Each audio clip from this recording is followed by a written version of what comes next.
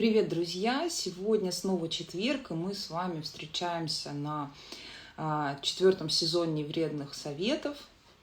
И сегодня снова мы будем говорить про архитектуру. Это будет заключительный урок из 3 частей. Да? Сегодня 3-я часть. Мы еще вернемся к архитектуре Западной Европы, но чуть позже сделаем небольшой перерыв на другие темы. Всем привет! Пишите, как меня слышно, видно. Добрый день. Так. Всем привет. Hello, Alexandra. Hello. Nice to see you here. I understand that I speak in Russian mostly. That it's I'm very appreciate the people who listen me in Russian. Так, хорошо. Хорошо слышно, видно. Отлично. Все, ура. Первый раз в прямом эфире. Я видела, что сегодня кто-то уже собирался и хотел присутствовать. Я там смотрю, в Телеграме писали, в ВК. Да, добрый день. Вот, отлично. Да, кто хотел, все пришли. Мне очень приятно, что... Ну, сейчас мы еще собираемся потихоньку, потому что я, бывает, и опаздываю. Поэтому все, кто-то прям вовремя. Вот. Давайте немножко поговорим о предыдущей неделе. Ну и, собственно, что мы тут наделали хорошего и творческого. Так, Ирина, добрый день, друзья. Задача моих эфиров – это, безусловно, наше творческое с вами объединение, ну и отвлечение от дел насущных хотя бы на 15 минут в день. Вот, поэтому я стараюсь, как говорится, говорить только о творчестве. Вот. Итак, основные моменты, которые были вопросами, которые... Я вообще все смотрю. Но самый главный момент, что я смотрю, у нас есть группа в ВК, да, в которой уже все, там 400 человек, о боже, вот, кто рисует по 4-му сезону. И очень много, очень классно, что вы общаетесь, то есть какие-то вопросы, сразу же находите ответы, потому что я понимаю, кто-то услышал что-то, кто-то что-то не услышал. К сожалению, я сейчас, так как я занимаюсь сейчас запуском школы, и открытие школы будет в понедельник, я в целом, этот мой бесплатный сезон, он как бы будет идти все равно, и так как я не успеваю проверять каждого, поэтому если вы рисуете, то, пожалуйста, есть группа в ВК, она, собственно, также Кустова Анастасия, можно меня найти, там есть сообщество, и в беседе вы можете выкладывать свои работы, делиться, спрашивать. Я иногда читаю, если какие-то вопросы сложные, никто не знает там ответа, я отвечаю. И я решила, что 18 числа на следующей неделе будет у нас, я посмотрю работы тех, кто вот в ВК занимается. То есть там просто очень удобно в ленте, кто выкладывает, и я буду смотреть, комментировать. То есть я предварительно еще сообщу о времени эфира.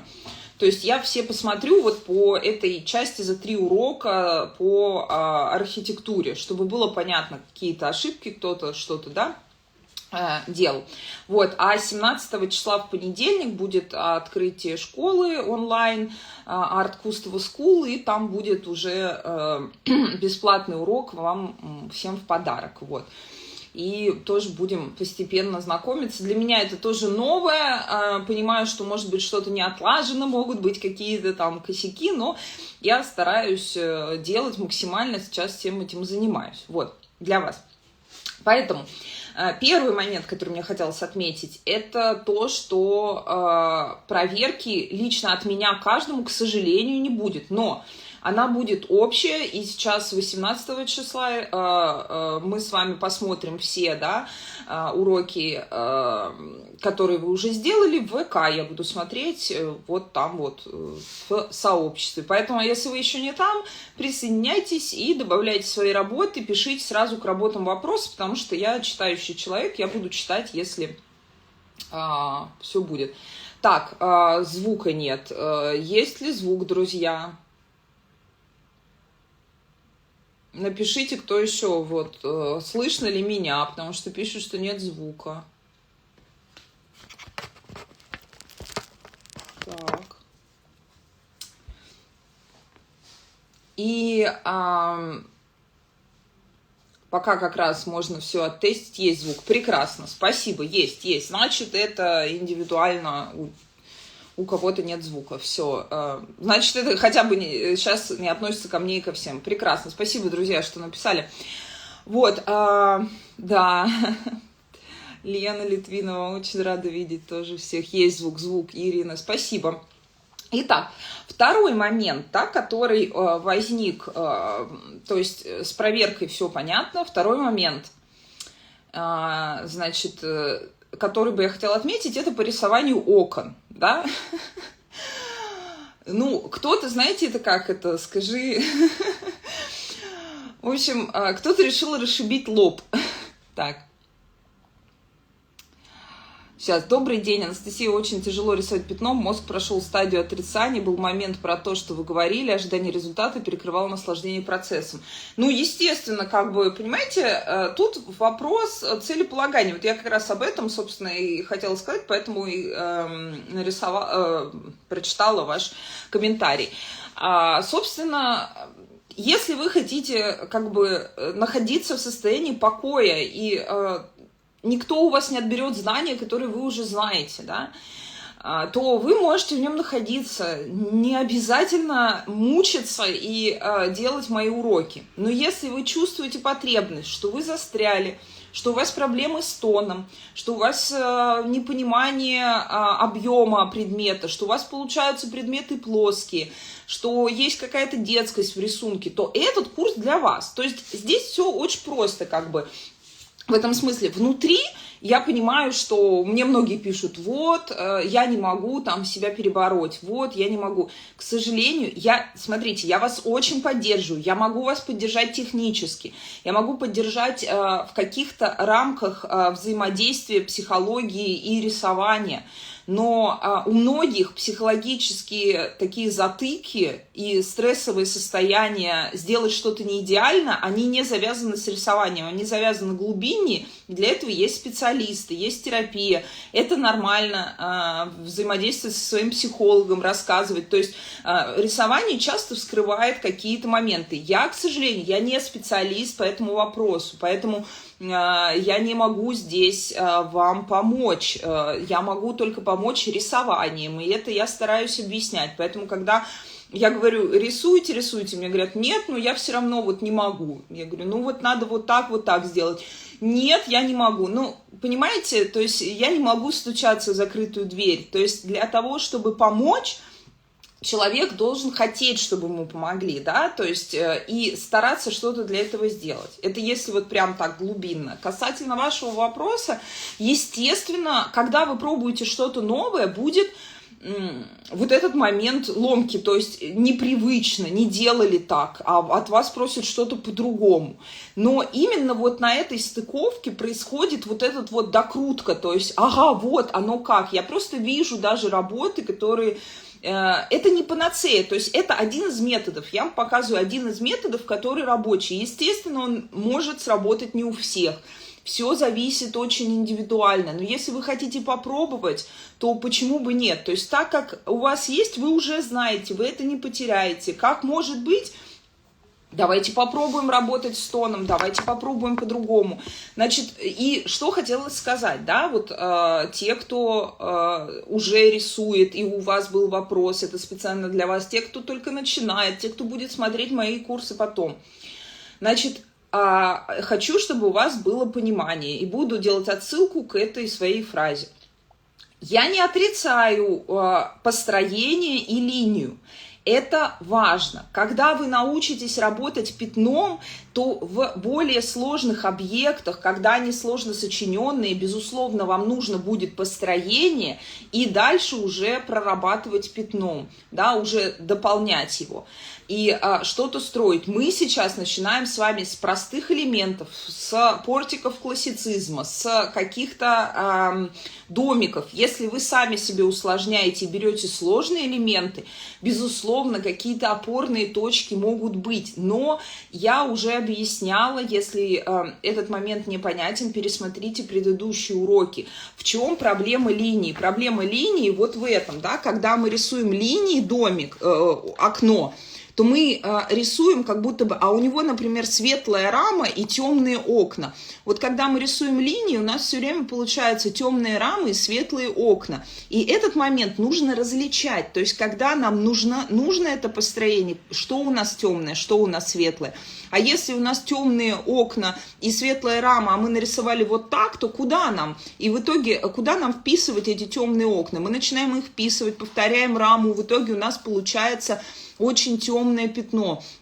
Или, например, то есть, кто уже опытный, тот знает, как вписать даже в такое темное. Но я чаще вижу вот такое, и в итоге это окно зарисовывается, замучивается и так далее. То есть работа с тоном помогает вам понимать объем, что у нас светлое, что у нас темное, что отделяется одно от другого. Я вижу великолепные работы в ВК, да, которые... сложно. Я не говорила, что будет просто. Я сказала, что этот сезон для тех, кто хочет работать для себя. Мне ничего доказывать не надо, я верю в то, что вы все и так сможете, да. И здесь действительно много работы. Если я так говорила, значит, наверное, такие, наверное, она придумывала. Вот. А потом такие, правда работать надо? У меня на занятиях всегда нужно работать. Всегда. То есть это то, что... я не знаю, то есть если вы хотите нарисовать красивый результат и уйти повесить на стенку, идите к другому педагогу. То есть в этом смысле я всегда честная. То есть у меня только нужно очень много работать, но и результат будет, и это будет ваш личный результат. То есть я именно учу рисовать, видеть, стараться работать, то есть вот этому всему, понимаете? Вот, поэтому... Здесь, если сложно, значит, вы на верном пути. Если сложно, значит, это вы столкнулись. Я в прошлом эфире говорила много в начале, да, про мотивацию и дисциплину.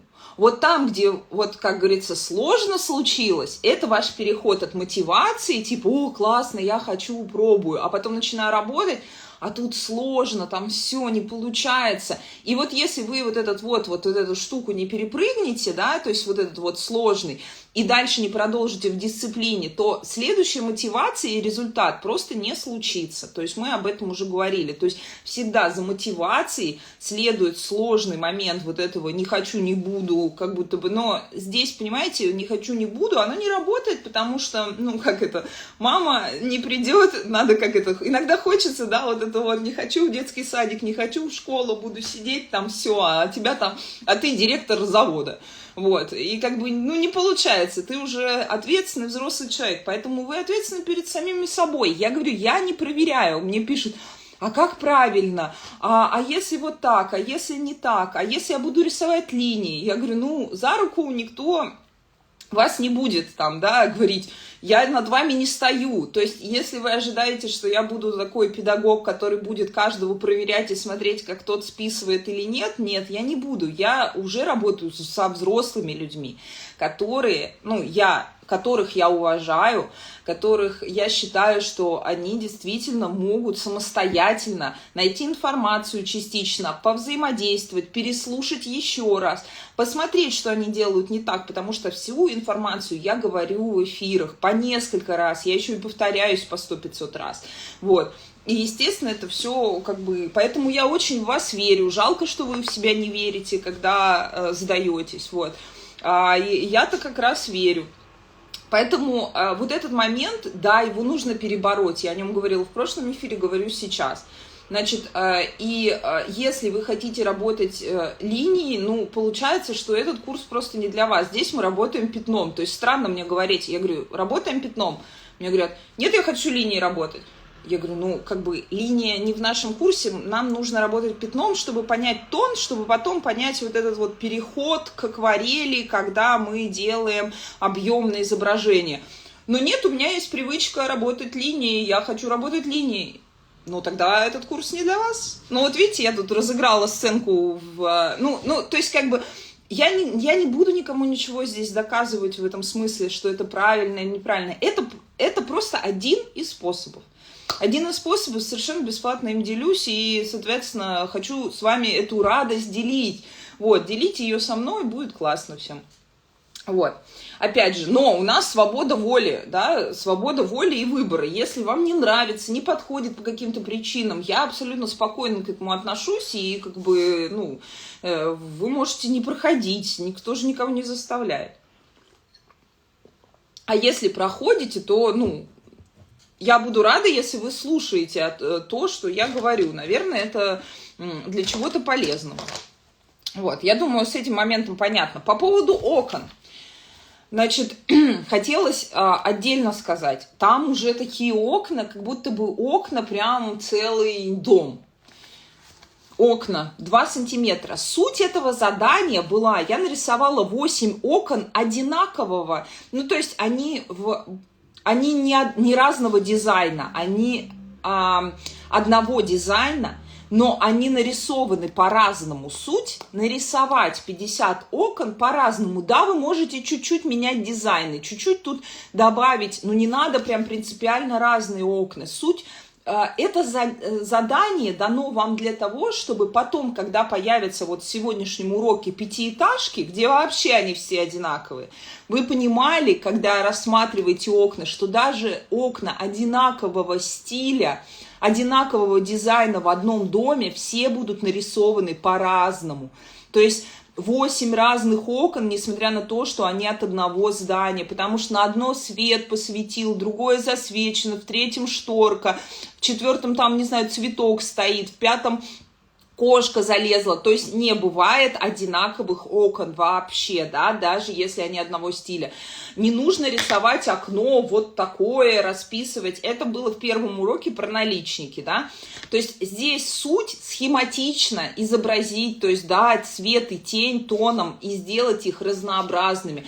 Сегодня мы будем с вами говорить уже про хрущевки, про сталинскую архитектуру. И это задание, оно пролонгируется и на этот урок, оно вам очень поможет. Поверьте, лучше сделать 100 таких окон. Зато потом вы из головы, у вас уже не будет получаться одинаково. Вам не захочется, потому что вы знаете, как можно сделать их разными. И они все будут разные. Когда они разные в здании, то это получается естественно. Ну, я сегодня еще покажу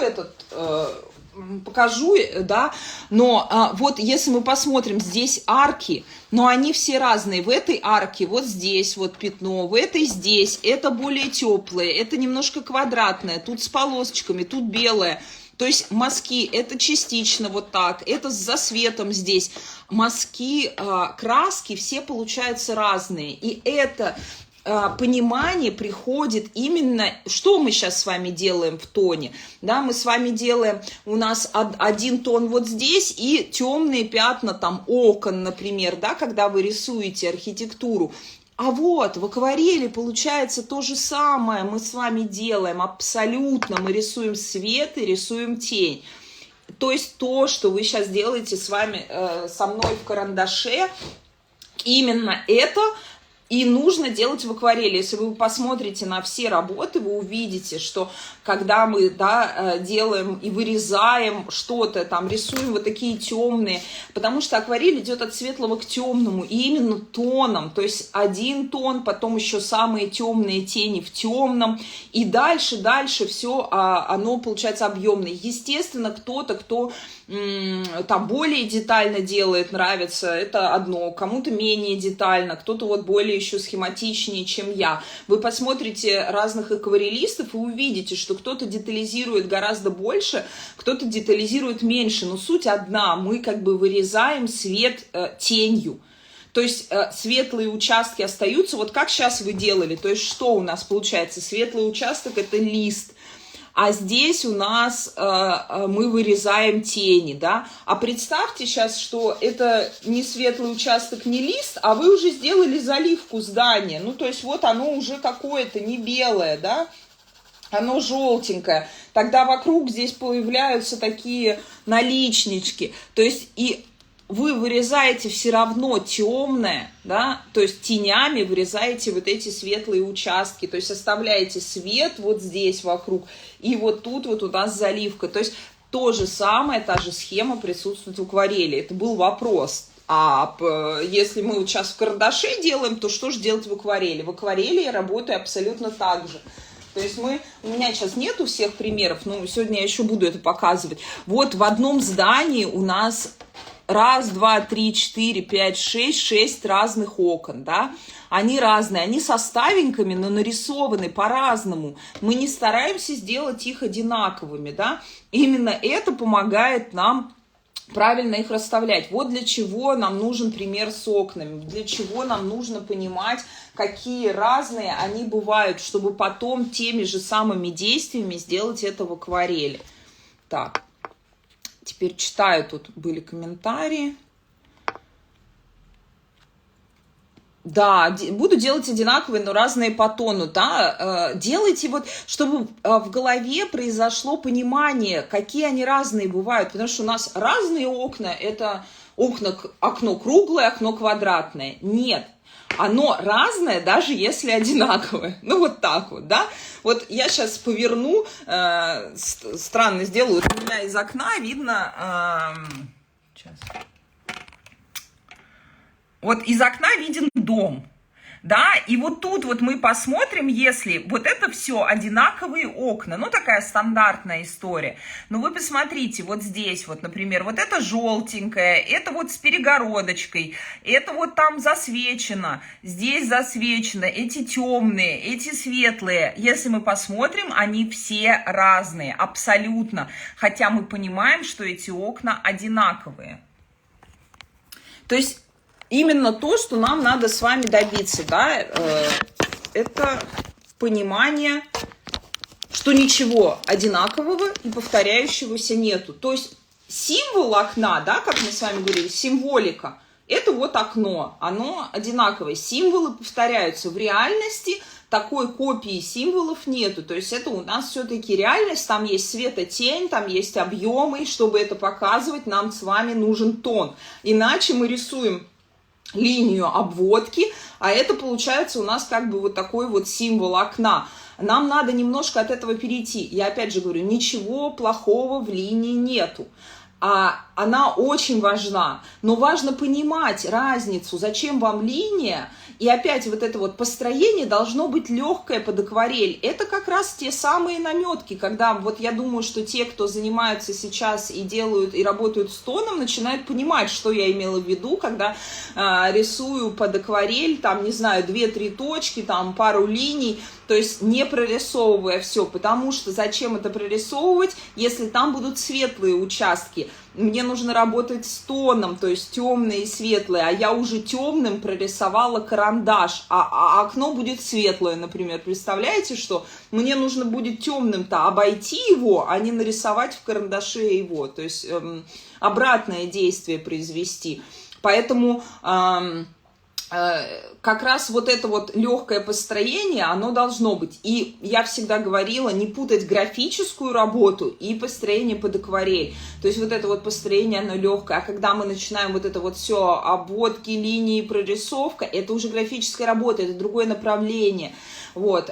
И оно часто как раз мешает работе с тоном. Я вижу, какие объемные работы у вас получаются, очень крутые. То есть вот те, кто занимается. Так. Инга, спасибо, да. Сейчас вниз. Я свои тоже вырисовывала, увлеклась, следующие попроще буду рисовать. Конечно, я же поэтому и назначила 50. Смотрите, если бы я назначила 5, то вы бы их нарисовали я не знаю, до точечек, до микроскопа, до там, я не знаю, до всех трещиночек. Вы думаете, я просто так, я как бы педагог, преподаватель, я же занимаюсь этим. Я поэтому и назначила 50, чтобы за счет, то есть как бы, Чтобы вот это количество, чтобы вы количественно работали здесь. Здесь важно количество. Наработка количества важна. А у вас количества нет. Вы хотите 2, но супер качественно. Нет, дело сейчас не в этом. Дело в понимании и запоминании работы рука-голова. То есть, поэтому 50. Пусть это, чтобы у вас сработал вот этот штрих, чтобы мы побыстрее, надо еще сказать, 50 за час, давайте вот так вот. То есть, проработать их все, то есть, делать, ага, успеваю, здесь вот так, здесь вот так, здесь вот так, здесь вот так. Какое еще может быть? Какое? Работаем на фантазию. А потом опять присылали мне какие-то, прорисуйте сначала 8 моих окон, скопируйте, посмотрите, что я имела в виду. А потом сделайте еще 42 своих. Поэтому и назначила большую цифру, понимаете, большую цифру, для того, чтобы во всем том, что я, всем том, что я говорю, есть логика. И это не просто так брошенные, ну потому что вот так. Всегда есть логика, всегда. Даже если я ее не рассказываю изначально, она есть просто потому, что я понимаю, что, здесь не важен мой замысел, важно техническое выполнение. И поэтому 50, лучше бы 100 сказала, тогда, может быть, бы не стали вырисовывать их так идеально, потому что времени бы не было, да. Вот, поэтому, так, листаю. Все вроде до низа. Вот, поэтому задача-то не в этом. А потом, еще момент, не могу его не сказать. Ой, такие красивые у всех окошечки, там в группе в ВК я же читаю. Мне вот свои даже выкладывать как-то стыдно все. Притом я вижу, что, например, человек пишет, а у предыдущего идеальные окошки, идеальные, 3 окошка, и, например, человек просто, прорисовал только 3 идеальные, и это вообще не по заданию. Или, например, у него явно 5 или 10, и это явно человек с большим бэкграундом рисования. То есть уже видно опыт и все. И при этом смотри, мне просто становится очень грустно от того, что вы пишете, это, знаете, мне напоминает, как в школе. Я, когда стала преподавать, начала понимать, почему учителя говорили не списывать. Не потому что реально, не списывай у соседа, потому что списывают всегда неправильное. И я убедилась в этом на всех мастер-классах, пленэрах. Вот стоит только одному сделать что-нибудь неправильное, то, что я не говорила, прям совсем такое, знаете, из ряда вон, странное, да, и я вижу у соседа очень часто прям такую же ошибку, потому что, наверное, я что-то не услышал, надо бы вот это вот списать. Слушайте себя. Смотрите своими глазами, воспринимайте через себя, не через соседа, не через того, кто нарисовал. То, что он нарисовал 3 идеальных оконца, это еще не значит, что он даже по заданию нарисовал. И, возможно, вообще не это задавалось, да? И, то есть очень-очень много таких вещей. Я смотрю, и мне просто обидно, что вы смотрите на свой прогресс. То, что кто-то рисует, миллион людей рисуют лучше, чем я. И я это прекрасно знаю. Многие рисуют хуже, чем я. У меня есть определенное свое творческое место в этой цепочке прекрасного рисования. И я двигаюсь вдоль своей линии, которой я считаю нужным, постоянно развиваясь и и идя дальше. Да? Я часто об этом говорю, мне почему-то все время говорят Анастасия, вы хорошо рисуете, не переживайте. Я говорю, да я не переживаю, у меня просто очень устойчивая самооценка в плане рисования. Всегда есть те, кто рисует лучше, всегда есть те, кто рисует хуже на данном этапе. Потом вы можете там вообще всеми местами поменяться. Поэтому не надо смотреть на кого-то, да, идите своим путем. Человек, может быть, в 10 раз больше вас рисует, поэтому у него лучше. А может, он вообще неправильно нарисовал, с чего вы взяли. Смотрите и делайте свои домики. Только таким образом вы сделаете себе прогресс, потому что человек, ну, он будет рисовать и пойдет, а вы на него посмотрели, такие, ой, ну, наверное, я свои не буду выкладывать, а потом такие, ну, наверное, я свои не буду рисовать, а потом, ну, и вообще все это брошу, наверное, это вообще не для меня, и так далее, и так далее. Ну, и как бы все, а человек-то рисует, ему вообще все равно, он идет там своей дорогой. Что вы сделали? Только себе хуже сделали. Ну, как бы, это понятно, очевидно, но вроде, вот, знаете, мне иногда кажется, что я очевидные вещи говорю, и они действительно, ну, прям очевидная очевидность. Но я постоянно это прям вижу, и вижу, читаю эти комментарии, читаю, и как бы мне кажется же вроде как очевидно, что нужно с собой заниматься, но все равно одно и то же пишут все время, и как-то мне просто, я говорю, честно, я говорю, вас люблю и в вас верю, мне очень сильно обидно, что вы в себя не верите, и как бы делайте хоть по чуть-чуть, но для себя. Каждый маленький шажок вас приближает к своей цели. Вот, видите, есть такое дело, да, ну вот, я вижу. Как бы, понимаете, если здесь два пути. Если человек хочет работать, он действительно берет в этот момент и старается работать, да.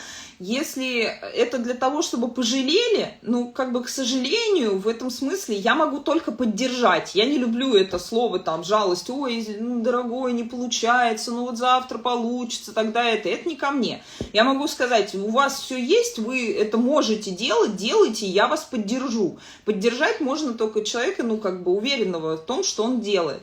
Вот, а за жалостью, там, за грустью, там, и такой вот, ой, да, все плохо, нет, я не буду, это не ко мне. Поэтому просто сразу говорю, что поддерживаю только тех, кто работает. Я очень люблю трудяг, я лентяев не люблю. Ну, правда, ну, такое вот. Поэтому я вижу над собой. Понимаете, неважно, какой у вас там лучше вы всех. Для меня все равны, честно. Кто там супер классно рисует и кто только начинает. Если вы сделали шаг над собой, я уважаю человека за работу над собой, за работу, за движение. А если он присылает супер крутые работы и при этом такой, ой, ну у меня вообще ничего не получается, вот я не знаю, на что, на комплимент, ну как бы, наверное, это опять не ко мне.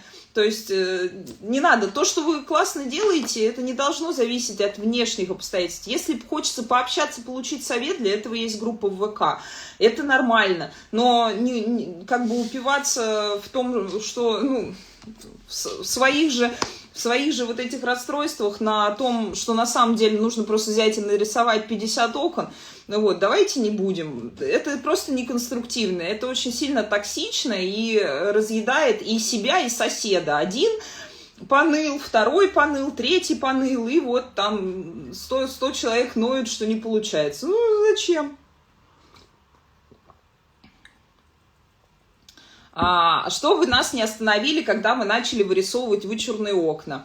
Я пишу, потому что это ваша абсолютно не моя задача здесь. У меня, как смотрите, я помогать могу, но я же не курочка-наседка. Вот такая, ой, боже, они начали рисовать что-то не то, пойду всех исправлять, пойду всех, ну нет. Понимаете, я все говорю, и я сказала в эфире. Кто-то рисовал абсолютно правильные окна, да? Вот. И я все ответы есть в эфире. Я все абсолютно говорю. Там было сказано, было прорисовано. Я брала от одного здания 8 окон, показала вам, они 2 сантиметра. Сказала, нарисуйте сначала 8 моих, потом возьмите свои. Стиль классицизм или барокко в одном стиле. И они могут чуть-чуть модифицироваться, но это было сказано. Вопрос же в том, что если вам что-то непонятно, вы можете взять и пересмотреть снова. В видео работает перемотка, представляете? Можно до этого момента перемотать и посмотреть без всякого моего бла-бла-бла. Посмотреть только один кусочек, где вот это вот я важное говорю, понимаете? То есть пересмотреть его там 2 минуты, 3 минуты. То есть что мы здесь рисуем? Когда я рисую окна, о чем я говорю, когда рисую окна? Вот. Поэтому здесь моя задача дать в эфире, да, то есть я хочу с вами делиться, но за каждого за руку держать и над каждым стоять, чтобы он рисовал правильные окна, я не буду. Вы взрослые люди, я вас уважаю, что вы можете это сделать самостоятельно, самостоятельно посмотреть, перечитать, проверить себя. То есть, как бы, я не преподаю детям именно поэтому, потому что там другая концепция, собственно, методики, и действительно иногда надо там, да, ну вы же в состоянии себя сами перепроверить, правда? Так, а вы всегда довольны своими работами? На ваш взгляд, есть какая-то работа идеальная, которой вы сами восхищаетесь? Не всегда же все идеально бывает. Есть такое? Светлана, все время говорю, во-первых, есть работы, которыми я восхищаюсь, они всегда не идеальные. Вообще слово «идеальное» я как бы терпеть не могу, и я не восхищаюсь идеальным. Идеальное очень скучное. Самые классные работы, они с ошибками, они иногда очень, ну, то есть, бывают эмоциональные, они не всегда должны быть идеальные, они должны быть, может быть, где-то правильные, там, для меня как-то технически сделанные, но если она идеальная, опять, что такое идеальное, да, давайте критерий. Напишите тогда критерий. Идеальная это какая? Для кого-то идеальная это сделанная технически без ошибок. А для зрителя может быть идеальное, это, не знаю, эмоционально наполненная. Есть такая хохма о том, что чаще всего покупают картины с портретами девушек, а также с Венецией и с цветами. И, естественно, типа самая продаваемая картина будет, когда будет девушка стоять на балконе в Венеции с цветами, да? Но вы же понимаете, что это как бы шутка, поэтому что такое идеальное для художника? Я так скажу, если когда-нибудь будет работа, которая мне нравится у меня на 100%, я брошу рисовать. Поэтому для меня все мои работы, они не идеальные далеко. Есть работы, которые мне нравятся больше, есть работы, которые мне вообще не нравятся. И я двигаюсь вперед. Почему все думают, что если художник на каком-то уровне, какого-то уровня достиг, то он все, он научился рисовать. Нельзя научиться рисовать, это процесс, вы в нем живете и как бы двигаетесь, и если некуда будет расти, для меня это все, это конец. То есть как бы конец эпохи, не знаю, конец движения. Мне всегда есть куда двигаться. Я придумываю себе эти задачи, я придумываю новые решения, новые технические какие-то моменты. И об этом я говорю постоянно. Раз такой вопрос, значит, вы меня не очень часто слушаете. Вот, проходите обязательно еще хотя бы какой-то сезон. Вот 3-й сезон, в него «Невредных советов», в нем 5 серий, тоже очень важные вещи говорю. Так. I'm so sorry, I don't speak Espanol or Portuguese. Да, у каждого свое понятие идеала, ну вот. Так, это то, что для вас все сделано правильно и вызывает только радостные эмоции. Вы видите, что все правильно сделали. Вот что значит идеально. Светлана, для меня это не так. Для меня, ну, как бы для меня вообще искусство, оно должно вызывать эмоции не только радостные. Если оно вызывает эмоции... Это, знаете, это такой очень риторический вопрос. Вот вы сейчас говорите свой критерий идеальности, а у меня критерий идеальности другой, наверное. И я это слово как бы вообще, как я уже сказала, не люблю.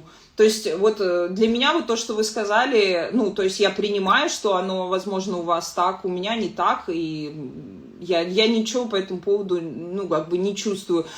Если работа сделана правильно, то есть, опять, у меня нету идеальных работ, ни одной. Когда я сделаю идеальную работу, я перестану рисовать полностью, то есть для меня это все потеряет смысл. Абсолютно. Только радостные эмоции у меня... Я вообще не привязана, что работы должны вызывать только радостные эмоции. Откуда? Кто это сказал? Откуда это вообще? Они могут вызывать и грусть, и все эмоции прекрасны. Отрицание других эмоций и подавление в себе, это как бы уже, ну, вопрос к специалисту всегда, потому что нужно проживать эмоции. Мне нравятся очень грустные работы, мне нравится смотреть, ну, странные, наполненные работы, должны быть разные эмоции, опять же, для меня. Ну, если для вас так, ну, вы же меня спрашиваете, правильно?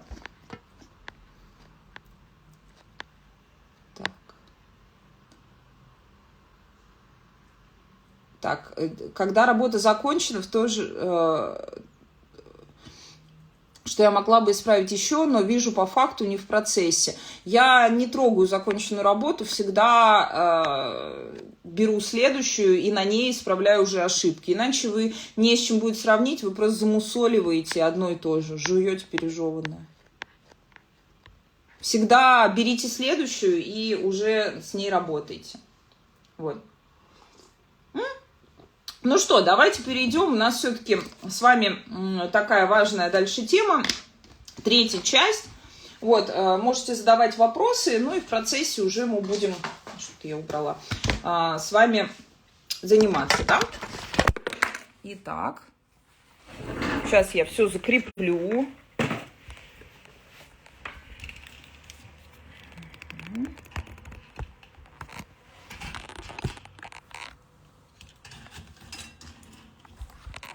Да.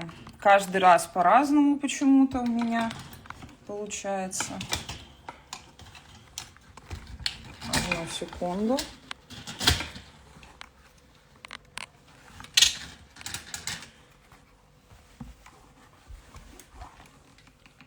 Так, сейчас посмотрите все окружение. Почему-то сегодня ничего не держится. Странно.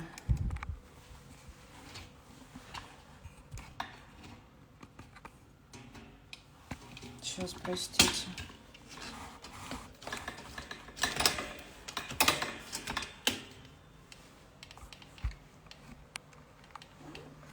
Угу. Так. Ну, надо, видимо, наладить сейчас процесс.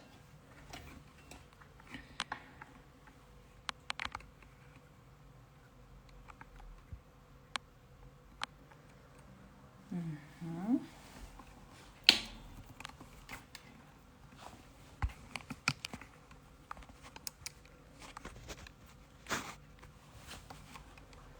Чуть дольше, чем я думала, но... Настраиваешь, перестраиваешь.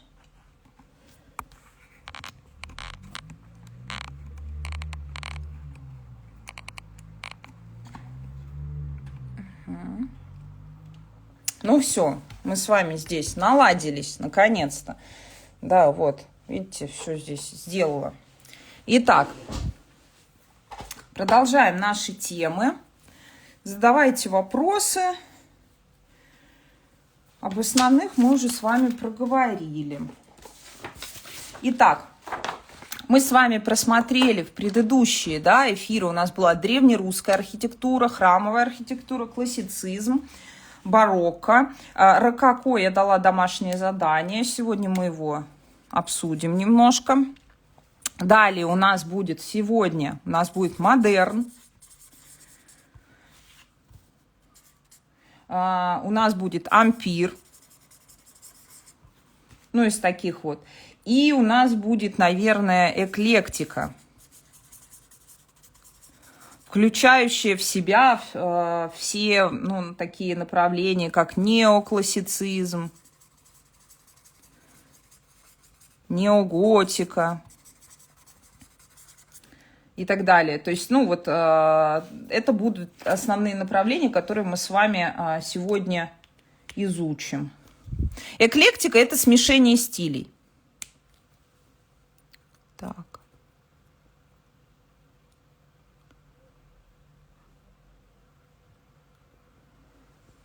Итак, значит, с окнами понятно. Барокко. Давайте посмотрим рококо. Немного. Здесь поставлю. Значит, что у нас, Самое главное мы с вами... Ой, почему 9-й? Вот сразу перескочила. Давайте рококо просто. Хочется сказать важный момент, что не все стили развивались в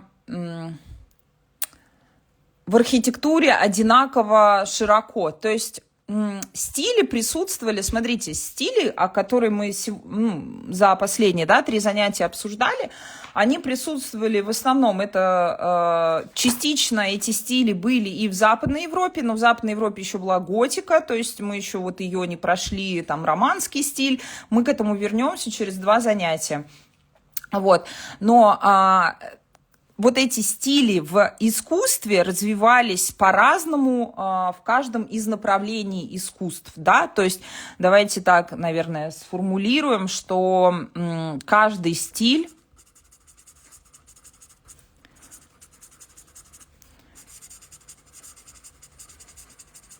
сейчас будет понятно, что я имею в виду, по-разному в различных направлениях искусства.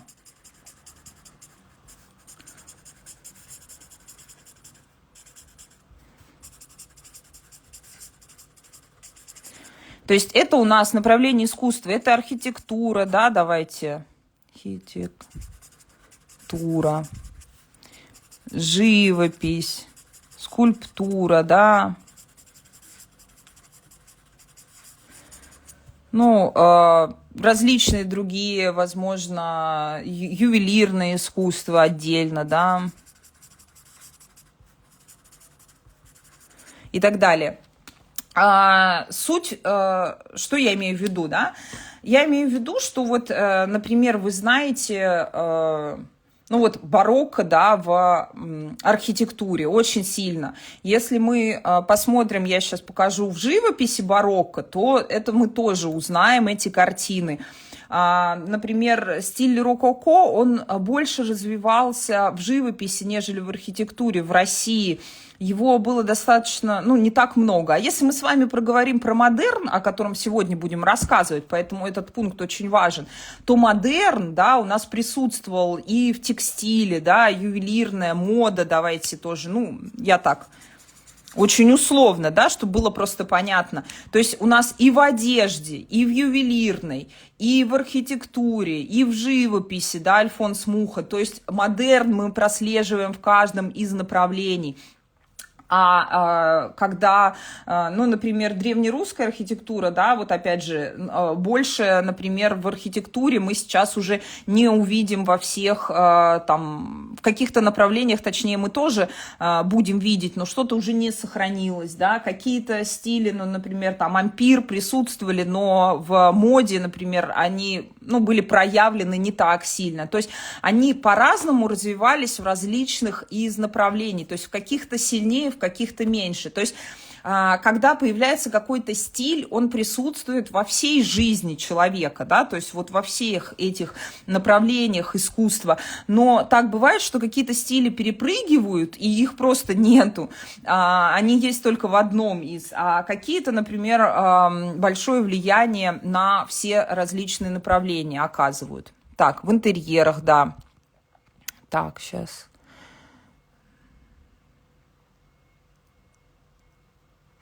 Да, я немножко пролистываю ваши комментарии, если что, в смысле читаю.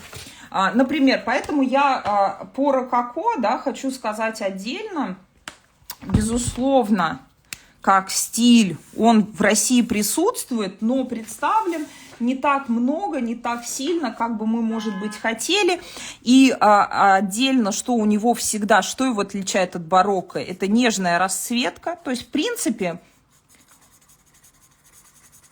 он похож на барокко, но более такие пастельные тона.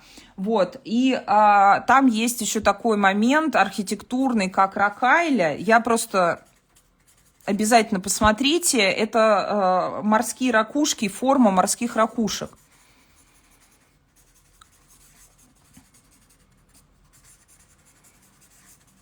Но действительно присутствует в рококо очень сильно. Это, так как было домашнее задание, я просто немножко не буду на нем заострять внимание, потому что, смотрите, всех стилей мы все равно не проработаем одинаково хорошо. Я хочу рассказать именно о тех, которые нам важны для рисования сильно, а остальные действительно, ну, мы так вот немножко для изучения, чтобы было полезно.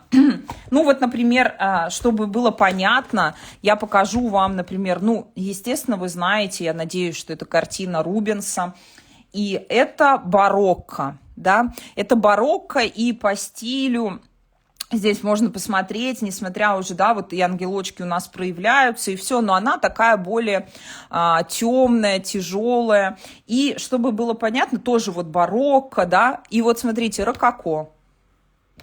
Вот этот сюжет я специально нашла. Вот этот сюжет, то есть сюжеты рококо мы очень часто видим на текстиле. У меня даже, я помню, пижама домашняя была вот в таком, знаете, на качельках качаются вот такие дамы, да. Вот, это прям такое вот классическое рококо, такое более нежное, и мы его действительно часто видим очень много в живописи, и действительно вот так встречается гораздо чаще, чем в архитектуре. В архитектуре в России стиль рококо – это вот Катальная горка екатерининская, вот, собственно, Елизаветинская, прошу прощения, вот. И она вот такая вот, то есть тут они катались как-то на санях, но вот эта часть, она утрачена, только в рисунках уже осталось, но вот такой стиль. Хотя вот я думаю, что опять очень слишком синим его покрасили, то есть все-таки рококо более пастельное, но вот у него стиль более такой немножко, чуть более воздушный, чуть более утрированное такое барокко. На этом не будем останавливаться, перейдем сразу с вами к модерну, потому что тут уже интереснее. Это тем, кто домашнее задание. Ну, действительно, в России рококо не был представлен практически. И я вот как раз хотела вам показать, что, может быть, даже больше в живописи, в интерьерах он был представлен, если вы посмотрите. Итак, следующий у нас стиль – это модерн. Я думаю, что здесь... Модерн у нас называется как бы модерн, вообще делится на два направления: ар-нуво и ар-деко. Если будете углубляться, обязательно посмотрите, да, у одного более такие плавные линии, у другого направления, то ар-деко более такое, это, знаете, если сравнивать с барокко, то это вот... такое петровское барокко, да, вот более лаконичное, как мы с вами, и уже елизаветинское барокко, такое более помпезное, и вот ар-деко тоже, оно такое, как петровское, да, немного, ну, в смысле, более сдержанное, ар-нуво, более помпезное. Ну, давайте мы будем просто называть это сейчас все модерн в архитектуре, не будем делить на направления, потому что я понимаю, что те, кто захочет более подробно изучить, изучит, те, кто не...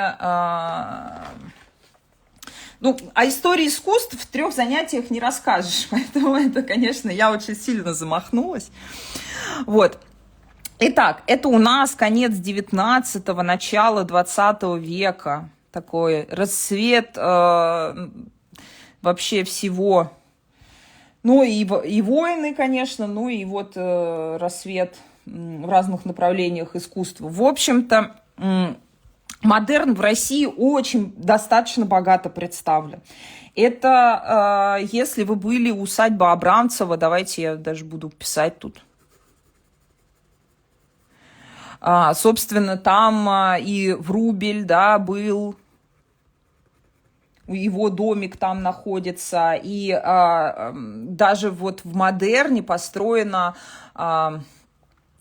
часовня, которую как раз Васнецов, он является архитектором, и там внутри есть росписи. Вообще рекомендую всем там побывать, потому что потрясающе в часовне именно не иконы, а вот художественное изображение икон, то есть такая около церковная живопись. И Васнецов, собственно, писал, то есть все, кто был там, Репин, то есть очень-очень много наших художников в этой усадьбе отдыхало, рекомендую посмотреть. То есть и Врубель просто, он еще будет присутствовать на фресках, покажу сейчас здание.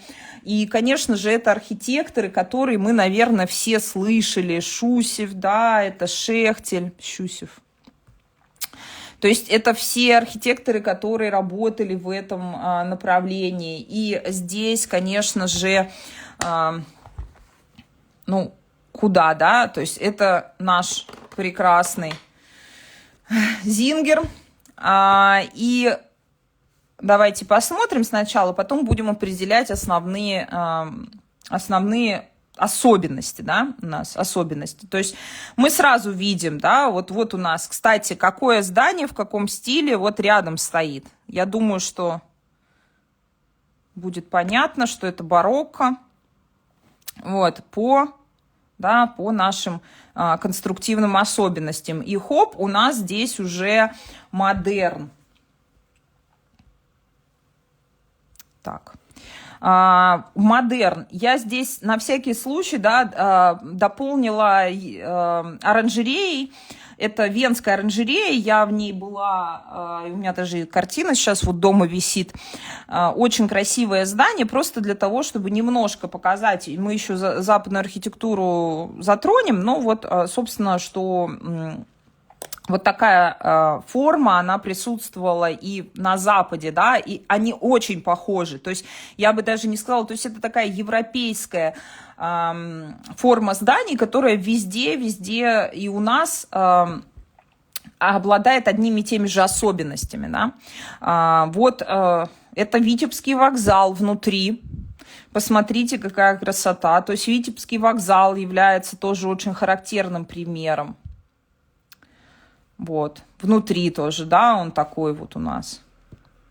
Ну, здесь я просто фотографии различные брала. Конечно же, вот, это у нас гостиница «Метрополь», да, и здесь, то есть Врубель, также свои мозаики располагал, да, на фризе, и мы можем просмотреть вот это вот убранство, украшательство в модерне, в линиях. Так, вот здесь вот хорошо очень видно, да. Она такая более лаконичная, да, она такая снаружи, да, но при этом вот это вот богатое цветное убранство, оно, конечно, вот, особняк Рябушинского в стиле модерн мне тут подсказывают, да, очень-очень много, магазин Елисеевых, вот мы сейчас, я просто такие характерные примеры, которые знают все, естественно, их много, то есть модерн представлен в России достаточно хорошо, несмотря на там какие-то другие стили, но он действительно представлен, и эти здания, конечно же, что нам сразу навевают такую Европу, да, то есть она прям вот ощущение Европы, поэтому я тут и Вену сохранила, чтобы вот было понимание, что это вот абсолютно, то есть вот мы смотрим, если я как бы не буду говорить или представлю, что я не знаю, что это за здание, то это абсолютно такой европейское представление о зданиях и действительно очень красивое. То есть вот он, Витебский вокзал, ну, тоже потрясающий, конечно. Выглядит абсолютно тоже такой вот. То есть это стиль, который представлен все-таки, да, начало 20 века, такой, имел очень большое распространение. Так, это уже ампир. Итак, мы с вами, да, вот посмотрели на основные моменты в модерне. И что я вам хочу сказать, какие основные особенности являются, да, вообще про что модерн? Модерн – это уже отсылка, то есть если мы говорили, например, классицизм, это у нас такая отсылка к Древней Греции, да, то у нас модерн, это у нас отчасти, ну вот, кстати, здесь вот есть элементы ампира, потом поймете, о чем я, да, то есть такого имперского немножко стиля, ну, потому что, смотрите, не получается так, что какой-то стиль, он вот, ну, на 100% вот не имеет никаких там признаков другого. Особенно на стыках времен, конечно же, стили миксовались, то есть они друг на друга влияли, поэтому вы можете всегда найти в одном стиле другое. Я вот в прошлом занятии уже говорила, что для меня, например, там тот же Казанский собор, ну, не является классицизмом, хотя это вот прям классицизм. Но вот в таком же стиле собор Святого Петра, там, например, в Лондоне, он уже барокко. То есть это как бы очень-очень такое на пограничном находится. Итак, что я лично, вот смотрите, если мы будем изучать просто модерн, то вам скажут, ну, конечно же, это там гибкость линий, древесные мотивы, мотивы природы. И да, я согласна, конечно же, ну, как бы не мне здесь спорить, это все присутствует. Но, опять, это такие общие фразы. Я бы хотела остановиться на определенных элементах, которые вам сразу помогут опознать, что это. Как правило, на зданиях в стиле модерн всегда есть какие-то куполообразные, ну, какие-то купола, да, и, как правило, они у нас бирюзового цвета, потому что это металл. Это у нас бронза, возможно, которая уже патиной покрылась, да, это какой-то у нас либо, ну, различные металлы, да, либо уже вот с такой патиной. То есть, как правило, это какие-то купола плюс шпили.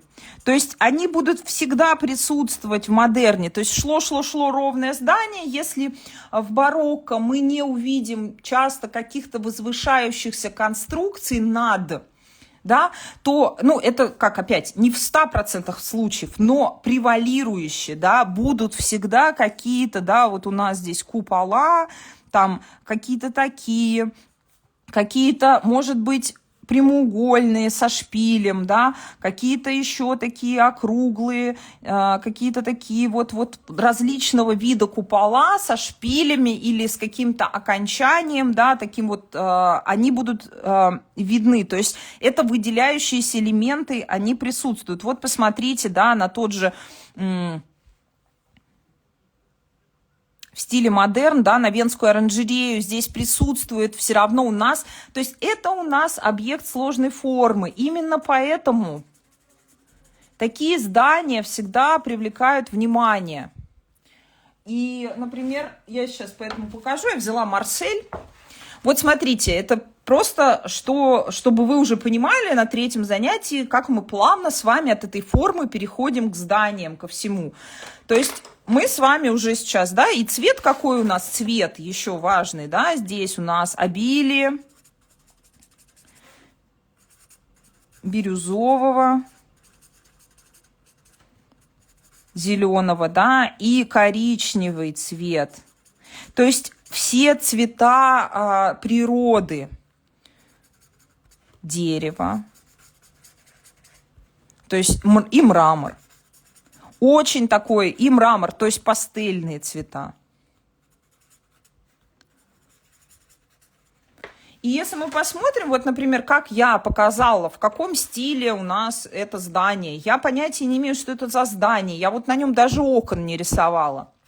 Но бирюзового цвета у меня появляется здесь шпиль, немножко вот такая вот форма, и вот это все нам подчеркивает, что и это у нас модерн, да, определенная форма куполов и которые всегда будут, да, ну, очень часто, давайте так, возвышаться, и они будут вот определенного цвета, с патиной, да, и само здание будет достаточно светлое, на нем будут присутствовать коричневые элементы, таким образом мы можем с вами подчеркнуть стиль, да, при этом здесь я не подписываю стиль такой-то, и если я рисую вот в таком стиле, часто можно подумать, что это Европа, да, уже вот как бы смотря на всю концепцию в целом. То есть я к тому, что, чтобы вы понимали, что же нам помогает, да, перейти, ну вот сейчас к акварели, и какие особенности мы с вами тут все 3 урока вычленяли, чтобы в итоге это использовать, да. Потом, ну, давайте еще посмотрим. Вот здесь нету такой открытой шпилевой конструкции, как есть, да, ну, вот какая-то такая, давайте, купола, выдающиеся крыши. То есть это все вместе, безусловно. То есть вот здесь вот есть, да, вот такая крыша тоже, которая... Если мы посмотрим сверху, то мы будем видеть, то есть вот это вот навершие, да, навершие, оно такое особенное. Далее, конечно же, цвета, то есть почти без бирюзового зеленого у нас, ну, не присутствует никаким образом. Конечно же, статуи, да, статуи, но почему я здесь так на них сильно не акцентирую, потому что статуи присутствуют где? И у барокко, и у других стилей, да, то есть этим они общие, да, мы все-таки ищем, чем они отличаются. И хотелось бы, да, всегда отличительный момент, это у нас окна. окна крупные достаточно. То есть мы с вами еще готику посмотрим, вот там есть такие розы, да, вы увидите, но здесь вот окна крупные, скругленные. Ну, иногда с какими-то, да, то есть с какими-то разделительными элементами присутствуют здесь, но вот достаточно крупные скругленные окна. На этом тоже бы хотелось обратить внимание, потому что это действительно очень часто, то есть... Даже вот здесь, если мы посмотрим, опять я уже сказала, что он немножко такой более консервативный, но у нас все равно вот эти крупные скругленные окна существуют, и вот эти скругленные элементы существуют здесь. В принципе, модерн по его плавности линиям и вот таким навершием, я думаю, что вы хорошо можете определить. Вот опять здесь, смотрите, вот оно, центральное окно, такое крупное, да, практически. Опять вот у нас присутствует купол или такая выдающаяся крыша, да, то есть крыша купольная. И снаружи, если даже вот, смотрите, если вот нам вот так вот кусочек, да, вот так вот вырезать, то можно подумать, что это может быть даже какой-то классицизм, ну такой поздний, скорее ампир, да, но если мы посмотрим на эту часть, то безусловно, конечно же, и вот у нас, да, купол со шпилем, и мы сразу поймем, что это, опять же, видите, смешение немножко происходит, но по вот этим элементам будет понятно, что же это все-таки. Нам важно с вами отличать, не находить общие, да, отличать. То есть оранжерея, она тоже имеет вот такую вот форму, да, они немножко даже вот такие все, более скругленные, но бывают и вот, да, здесь, наверное, архитектор как раз он сработал на том, что, да, очень всегда все продумано, что здесь очень много округлых мотивов, и чтобы убрать вот эту округлость, постоянно повторяющуюся, сделал более такой... пирамидальный, да, пирамидальное навершие у этой части здания. Тоже очень красиво, и это сыграло, да, свою такую композиционное решение, да, роль. И вот опять, вот оно, окно-дверь, да, такое же, огромное, скругленное, то есть крупное, будет присутствовать. Конечно же, здесь, да, опять мы видим вот эти бирюзовые элементы, видим коричневое дерево, присутствующие. И опять вот эти вот большие, вот такие скругленные окна, возможно, с какими-то разделителями внутри, потому что такие огромные стекла еще не производились, хотя, ну, достаточно уже большие для этого времени. То есть это вот как раз такой век, начала века и совсем вот другие элементы. Если мы посмотрим, про что я, да, вам говорила, то есть когда мы рисовали барокко и классицизм, у нас с вами были вот такие вот узкие окна, да, такие более длинные. И когда мы сейчас смотрим с вами, и я рекомендую на самом деле взять и порисовать, конечно же, как нам без него, это Зингер, ну, можете что-то еще свое, то здесь как бы отличительной особенностью, конечно же, это вот эти уже укрупненные окна. То есть я сейчас с вами прорисую тоже для вас, да, то есть опять ничего страшного нету, если вы разочек там за мной повторите, что-то поймете, что я вообще тут имела в виду.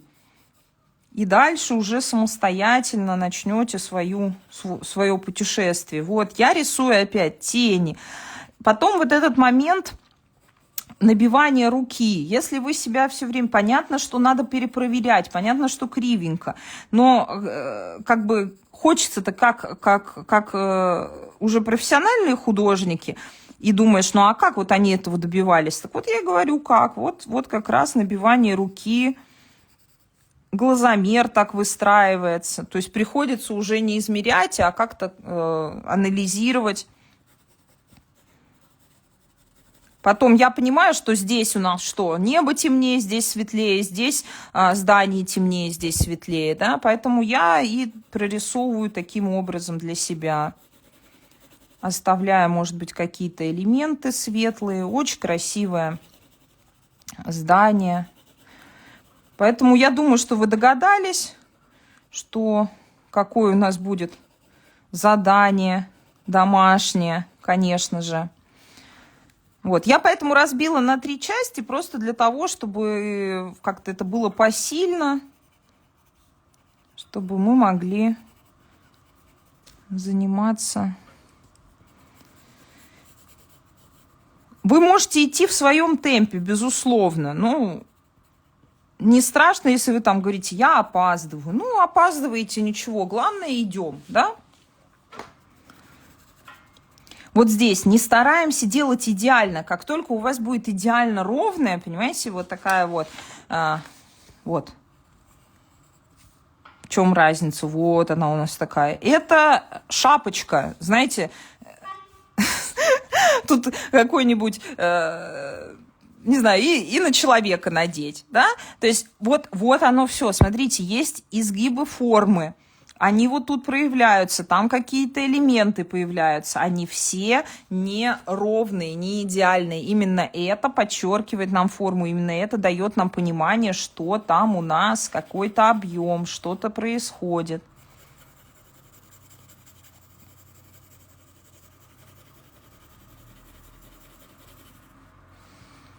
Потом у меня здесь светотень.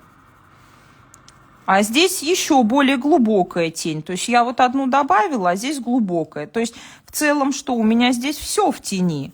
То есть весь этот элемент, он у меня в тени. Ну, я сейчас с вами сколько-то нарисую, как обычно, да, и мы потом дальше уже пойдем. Так, элемент. Но вот тут вот он еще более темный. Если не хватает карандаша, берем какой-то карандаш более, да, мягкий. Вот. И внутри элементы с более темными тенями. Тени внутри теней.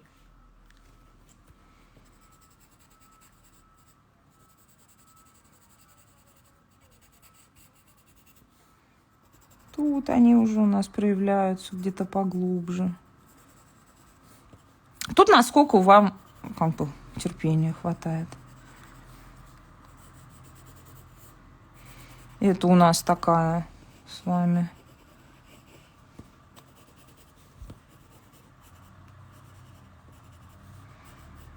входная группа.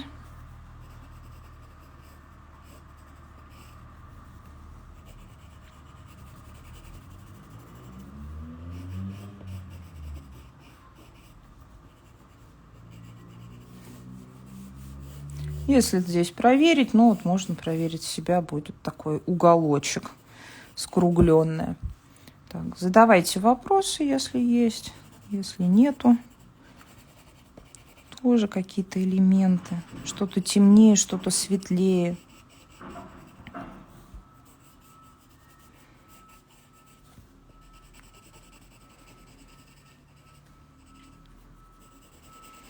Love your art. Thank you so much.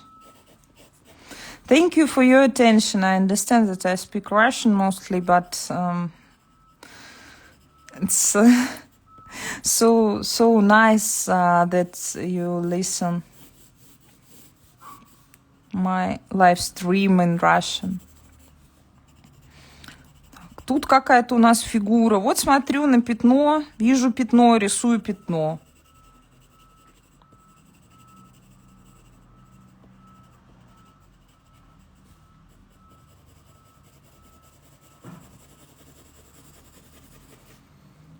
Так. Тон какой-то, да, здесь. То есть нам надо с вами за счет тона. Тут у меня как раз может быть светлая рама и более темное окно. Вот оно нам тут помогает понимать. Далее я вижу тени только вот здесь. Тоже опять у меня какие-то, видите, странные разные окна. Так, сейчас я немножко перспективку.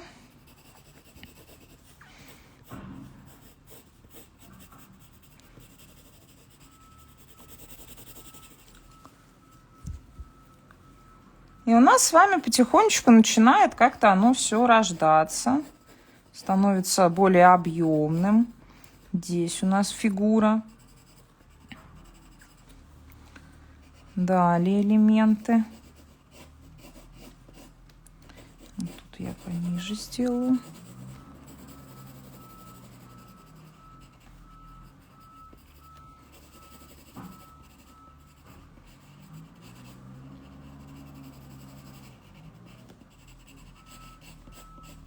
Опять, насколько у вас там терпения хватит, этого достаточно. Я специально делаю, я специально делаю не сильно выразительно, да, не сильно детально, именно для того, чтобы вы понимали, что не нужно всегда что-то делать прям все, каждую детальку. Не надо, это знаете, как когда делаешь каждую детальку, человек способен понять, что вы рисуете, да, за счет света теней. Когда вы ему каждую детальку прорисовываете, это как пережеванная пища. То есть не надо считать, что человек настолько не способен угадать, что вы там рисуете. То есть как бы ваш гениальный замысел. Верьте немножко, что способен.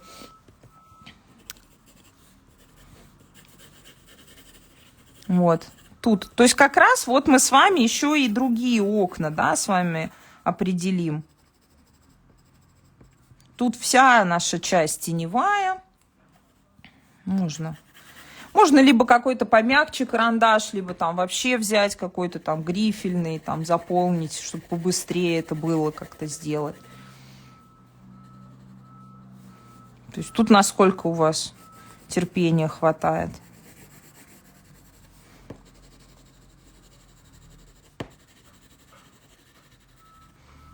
Разные окна. Да, здесь.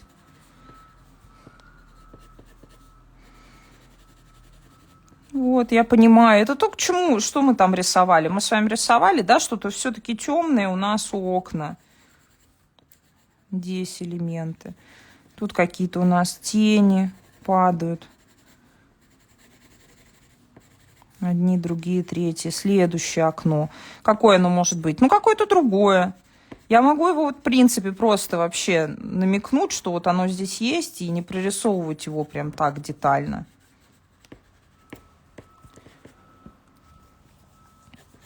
Под ним еще окно.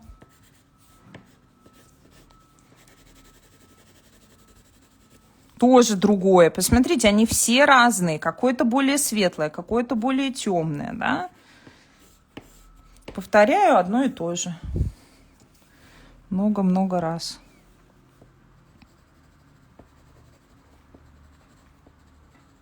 Самое темное в окнах всегда сверху.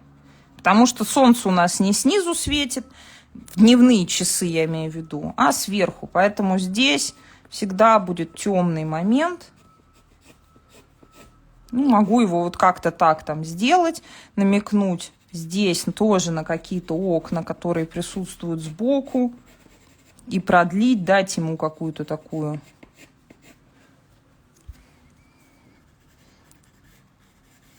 на что-то здесь намекнуть. Такой у нас. Вот тот же скетч, но не линией, понимаете, а тоном, да, и он получается у нас объемный с вами. То есть какие-то элементы вот могу здесь прорисовать, что у нас все-таки скругление тоже нам поможет в понимании формы. Но вот тут важный момент. Я только тоном показываю, я не делаю обводку. То есть у меня вот здесь свет, он идет как бы поверх. Да, вот здесь нету никакой обводки по кругу.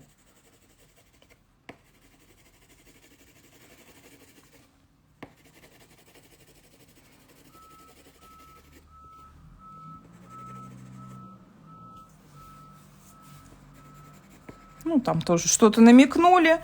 Там трин-тин-тин, трин-тин-тин, там, не знаю, и подписали, да. Вот вам зарисовка.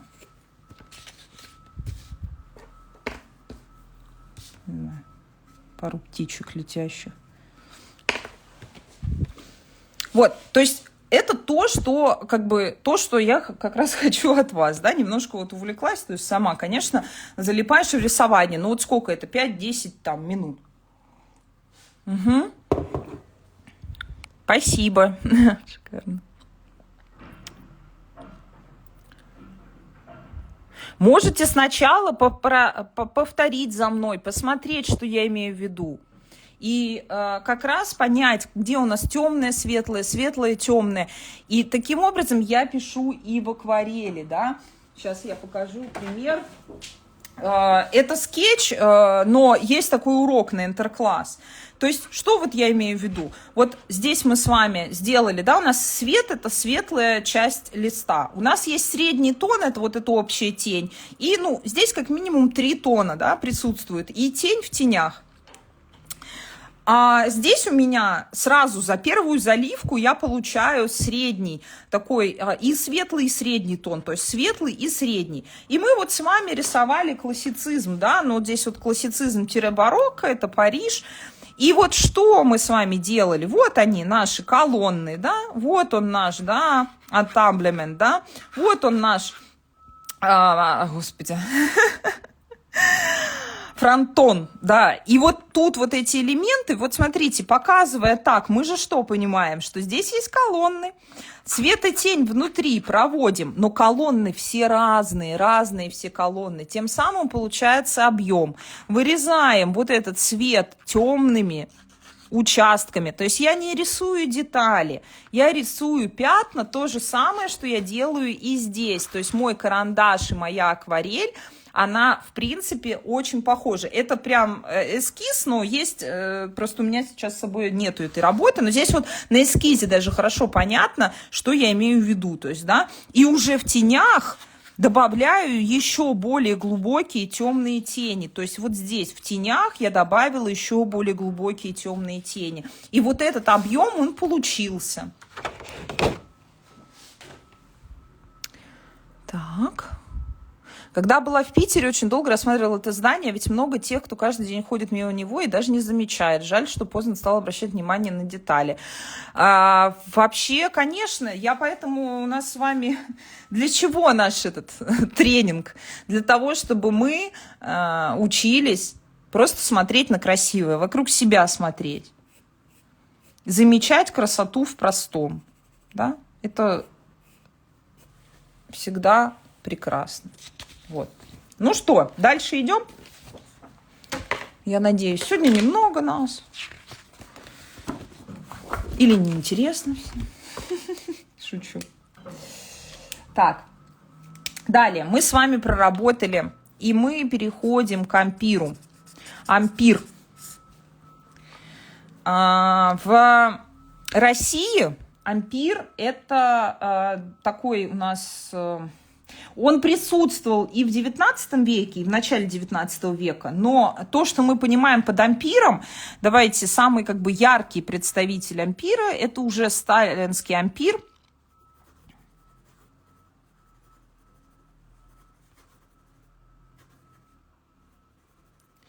Это сталинский ампир.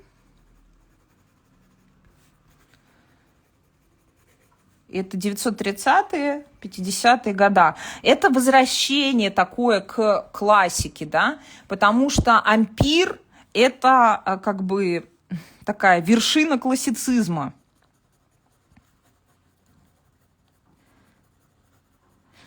Соединяющая с собой какие-то барочные элементы иногда, но в основном, да, мы сейчас поговорим, что же там, в чем же отличие. Но это такая вот прям уже момент, когда классицизм в своем размахе стал гораздо крупнее, разросся и стал такой более имперский. Да? Ампир – это империя. И вообще это направление стало появляться, естественно, в Европе. То есть при Наполеоне, когда империя разрасталась, у нас она вот во времена Сталина, это более яркий, хотя, повторюсь, и в XIX веке тоже есть. И часто в ампире это не только одно здание, это ансамбли. То есть отличительная особенность, если, конечно, в классицизме тоже это присутствует иногда, то есть это целые усадьбы, но вообще здесь это очень, очень сильно, то есть это ансамблевая застройка. это сразу, то есть много зданий в этом стиле, поэтому в сталинском ампире, в России, в Москве, это у нас целое, да, кварталы застройки зданий уже, то есть это уже ампир, это такой, знаете, если классицизм это стиль как бы для уже таких привилегированных слоев общества, то когда появился сталинский ампир, то сталинки стали как бы уже и для такого среднего класса, ну, зажиточного, естественно, но они стали присутствовать для всех. То есть этот стиль перекочевал на обычные многоэтажные дома. И это, конечно, удивительно, потому что действительно они очень красиво выглядят. Потому что таких многоэтажек в стиле ампир, ну, почти нигде нету, то есть таких высоких многоэтажек, то есть вообще Европа, она вся очень довольно низко, да, низкострой по строительству, более такие 2-3-этажные, там, 5, там, 6 максимум, но чтобы там, не знаю, вот это 12-15-этажные здания, конечно, нет, и сталинские высотки, это как бы отдельная, но я думаю, про них все знают, я про них говорить не буду. Так, что-то я тут... Очень интересно, отлично, я рада, друзья. Итак, у меня вот этот вот VPN, там все это...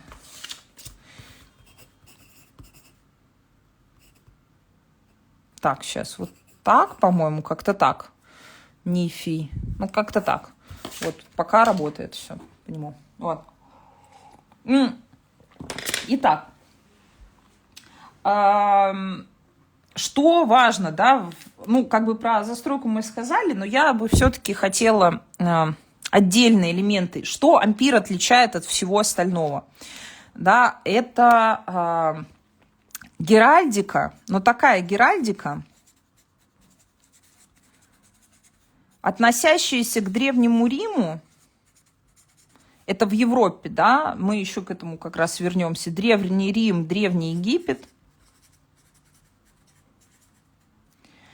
А в России она как бы, ну, тоже относится к Древнему Риму, то есть это к империи, да, связанная с империей.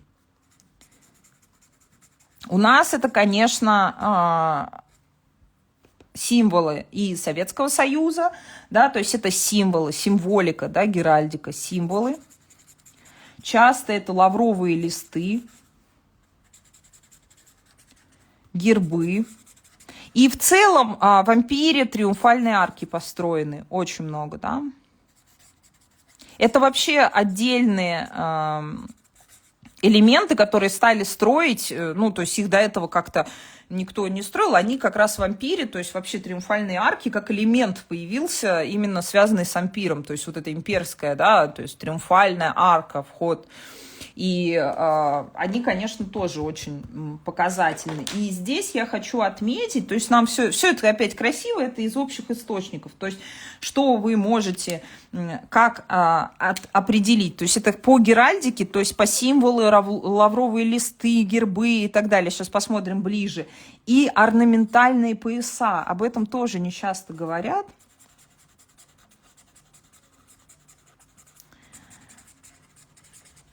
Сейчас поймете, что я имею в виду. То есть это те пояса, имеющие как раз вот на каком-то здании, ну, то есть вот у нас здание, там, не знаю, много разных окон, да, опять. Вот у него есть какой-то вверху под крышей. Он может такой быть в стиле классицизма, даже немножко козыречек.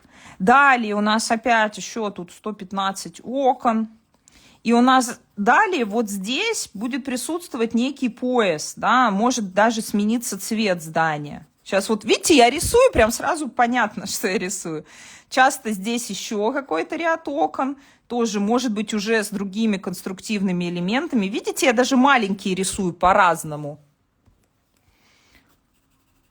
Потом еще может быть орнаментальный пояс какой-то, например, и уже более... И могут здесь быть какие-нибудь арки, входы в дом, магазины, там что-то такое. То есть и вот этот вот,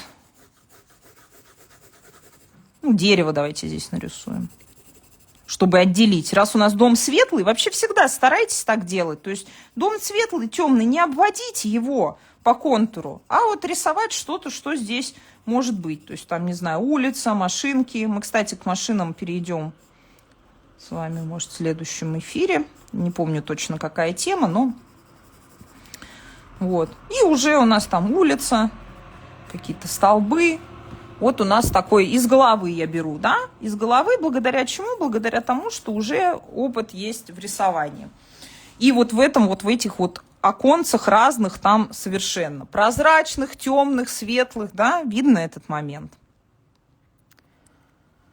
И вот это орнаментальные пояса, то есть, да, вот они присутствуют с орнаментами в здании. Как только они появляются, это ампир.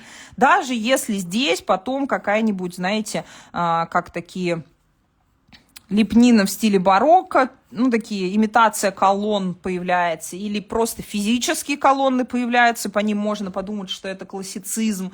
Но вот именно орнаментальные пояса больше всего присутствуют в ампире. Поэтому это те моменты, да, мы с вами особенности определяем, которые нам помогают понять, что это за здание. Вот давайте мы перейдем и как раз проверим себя, да.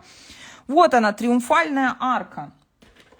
Триумфальная арка. Естественно, здесь вот такой древний Рим, то есть более воинственная, да. Если у нас классицизм, это такая отсылка к красоте, к классике Греции, да, такой, то Рим, он все-таки завоевательная, ну, собственно, империя. И вот эта вот отсылка к империи именно в этом ключе, она присутствует. То есть щиты, мечи, там, статуи, ну, такие более полководцев, да, какие-то батальные сцены. И вот что здесь есть? Вот это вот орнаментальные пояса. То есть все равно они присутствуют. Видите, на всех элементах. То есть, если бы их не было, то, в принципе, арка могла бы, и она была бы, например, желто-белая, и какой-нибудь ордер колонн был бы, ну, дорический, например, или ионический, то она могла бы быть в классицизме, правильно? То есть, вот мы легко ее с вами уже зная, можем превратить в другой стиль. Если бы здесь было, например, золото более помпезности, то она бы была в каком стиле? Барокко, да?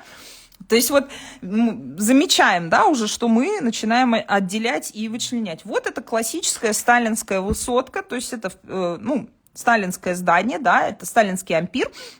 И мы видим, вот он, орнаментальный пояс посередине здания, когда у нас меняется цвет здания с одного на другое.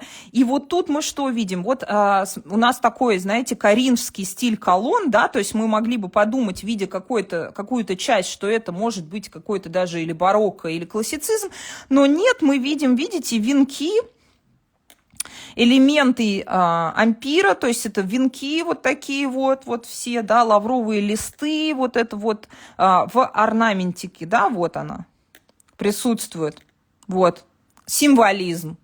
То есть сразу у нас ампир. Далее. Тоже хороший пример. Вы можете вообще много. То есть здесь уже попроще украшательства, нету таких прям ярких колонн, но орнаментальный пояс присутствует. И тоже, да, у нас как бы какая-то геральдика, да, определенная. Тоже вот различные. Ну, здесь у нас как раз ампир в различных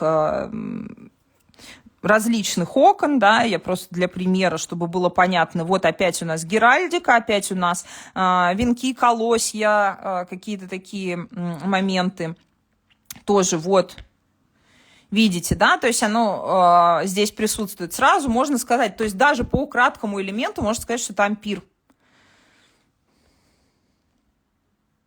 Так, это уже не ампир, сразу видим.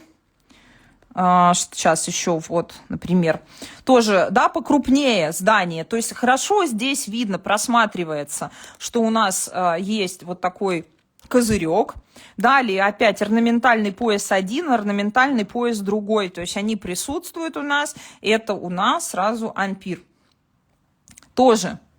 Хотя вроде бы, да, более такой, менее помпезный, меньше какой-то геральдики, но вот тоже будет присутствовать. То есть мы сразу начинаем с вами, есть особенности, которые общие, да, опять мы с вами говорим, а есть особенности, которые отделяют. Вот нам всегда нужно отделить один стиль от другого. Вот так же. Также я хочу сказать, что часто вампири на крышах, да, проявляются. То есть крыши не такие ровные, знаете, пятиэтажечки, да, вот они вот такие вот. А если я буду рисовать ее какую-то там сложную, то она у меня тоже будет с какими-то, знаете, вот захочу я просто вот этот домик издалека нарисовать, и крыша, на ней что-то тоже вот такое вот у меня будет. Потом у меня будет козырек, потом у меня будет здесь разные виды окон, да, вот все. Может быть, где-то будут появляться балкончики. Потом у меня здесь орнаментальные пояса будут присутствовать. И, ну, допустим, оно все в тени. И вот видите, если я даже так нарисую это здание, то понятно, в какой стиль я имею в виду. А там дальше может быть, вот опять же, там какая-то дорога, вот здесь могут быть там, я не знаю, что-то там в тени, а здесь у нас какой-то мост.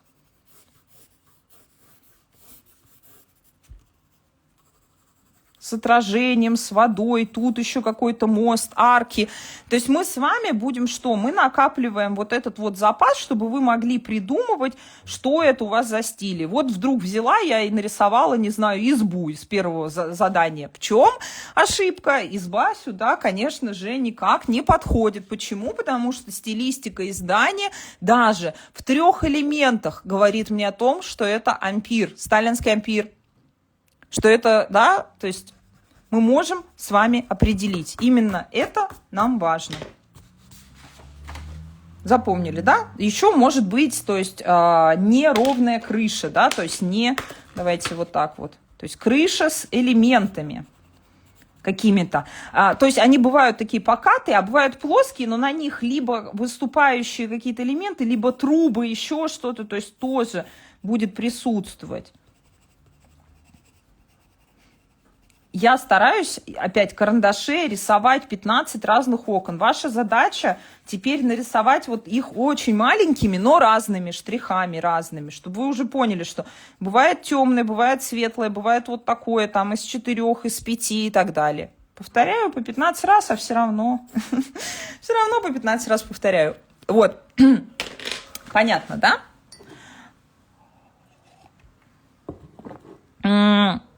Давайте еще посмотрим ампир. Вот опять же, есть какие-то такие очень необычные, да, где можно перепутать. Есть какие-то такие элементы, ну тут и барокко, мне кажется, и все. Но опять орнаментальные пояса и какая-то геральдика, то есть, ну вот здесь вот такая, да, она присутствует, то есть какие-то символичные элементы, символы, да, какие-то. Все, сразу у нас ампир. То, что я сегодня уже показывала, да, этот как раз речной вокзал, и мы здесь тоже видим, что это элементы ампира. Вообще в классицизме тоже есть вот такие башни. Я башни отдельно не выделяю, потому что, ну, они присутствуют хорошо, но они присутствуют, видите, и в каких-то других могут быть стилях, в классицизме тоже. Но они имеют более, естественно, это не модерн, потому что они имеют более вот такую, да, структурную форму.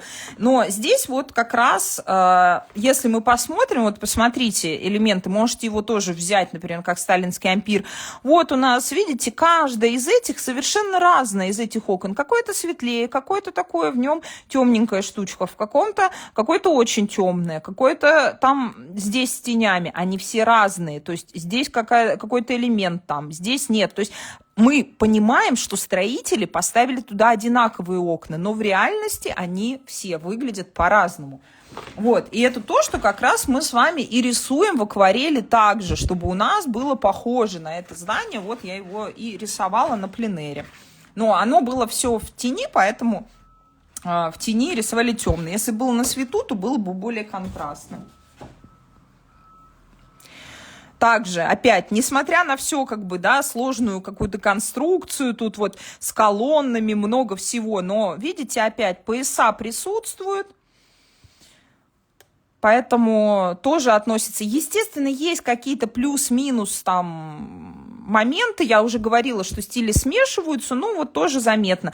Как правило, в ампире часто колонны квадратные, да, то есть часто более такие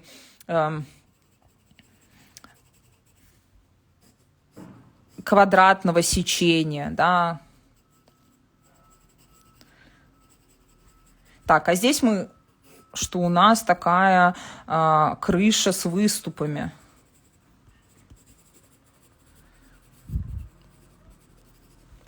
Тоже, да, ну вот мы посмотрели, все это, в принципе, видно. Поэтому задание будет вот на рисование вот таких домиков в стиле классицизма, в стиле ампира, упрощенных, с разными окнами. 50 больших нарисовали, теперь 50 микроскопических. Но чтобы они были разные. То есть в чем ошибка? Вот видите, дом похож на дом, да? Как только мы рисуем идеальные, по нашему мнению, окна, когда они правильные, как мне сегодня сказали, да, когда они правильной формы и вам все нравится, вот. Тадамс. То есть вот они, главное, чтобы все были, да, так, все 115. Мы сегодня сейчас еще вернемся к тому, почему так неправильно. И у нас получается с вами вырезанный символично карточный такой домик, неестественный. То есть у нас плоский домик с какими-то странными окнами. Вживую они не такие. Какие-то блестят, какие-то светлые, какие-то темные, да? Понимаем разницу. Символизм и к плохой архитектуре мы еще вернемся. Так. Что мне хочется дальше, да, сказать? То есть после ампира у нас появляется, конечно же, не можем не сказать про хрущевки, да, то есть такие у нас, да, это у нас хрущевки. Не выделяю это в отдельный стиль.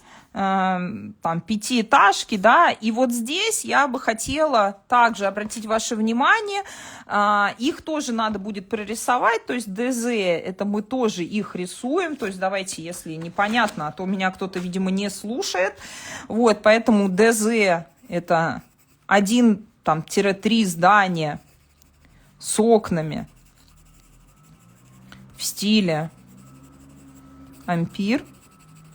Ну, помимо того, что каждое здание, да, отдельно какое-то здание выбрать в этом стиле. Ну, вот такое, в стиле ампир, обычное, да, жилое. И такое же жилое, вот просто такую пятиэтажечку нарисовать. Значит, что у нас в этих хрущевочках, да? Давайте вот какой-то уголочек возьмем. То есть, несмотря на то, что там какой-то у нас вроде бы все то же самое, все там... Но все наши... То есть можно даже вот эту вот как бы некрасивость нарисовать красиво. Если мы с вами будем работать со светотенями.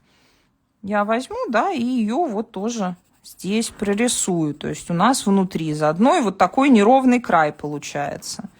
Здесь.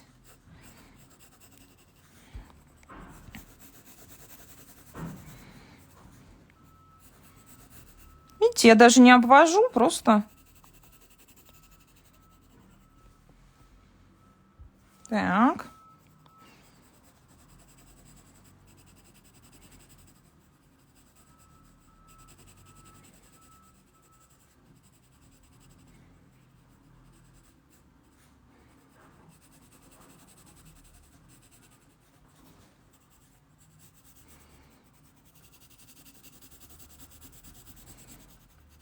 Тут у нас снова вниз. Тут какой-то элемент. Там, не знаю, оградка. От нее тоже тень. Видите? Не нужно делать обводку. Здесь нету, свет и свет сливается. В чем разница, да, опять? Когда мы делаем обводку, то есть, что бы вы сделали, нарисовав контур? Вот, мы бы нарисовали контур. То есть даже если вы профессионально нарисуете контур, у вас там будет контур, понимаете? А его здесь нету. И потому что идет свет за свет. И объем происходит, но здесь нету ни одной линии. Видите, здесь нет линии, здесь нет линии.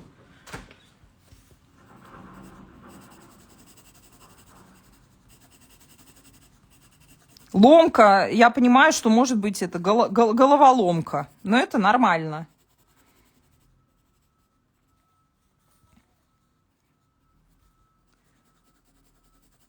Вот на пятиэтажках прям можно это. И они такие объемные получаются, и красивые, оказывается, и интересные.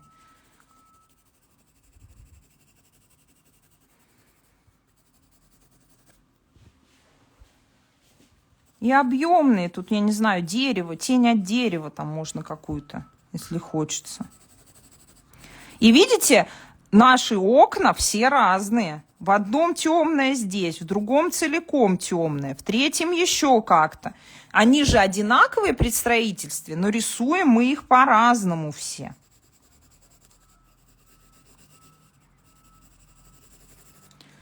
Далее.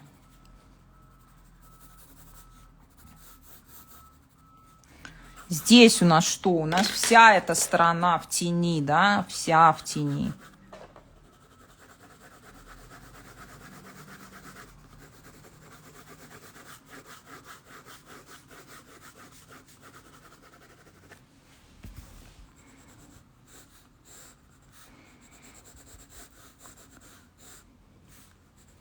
Так, чуть-чуть у меня здесь наклончик не туда.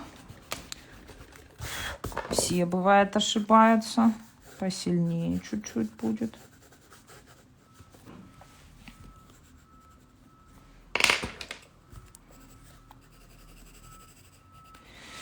Мы будем с вами повторять все из раза в раз. Я надеюсь, что на какой-то раз поймете, что я вообще тут имею в виду. Так, и тут у нас... Вот, мы что еще можем с вами сделать, например, если мы здесь заштрихуем так хорошо.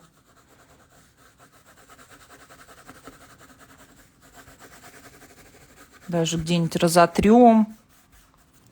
Я могу взять и вот эту вот светлую линию протереть трубы, да? Но опять при условии, что мы тут хорошо все сделали. У нее еще там тень будет.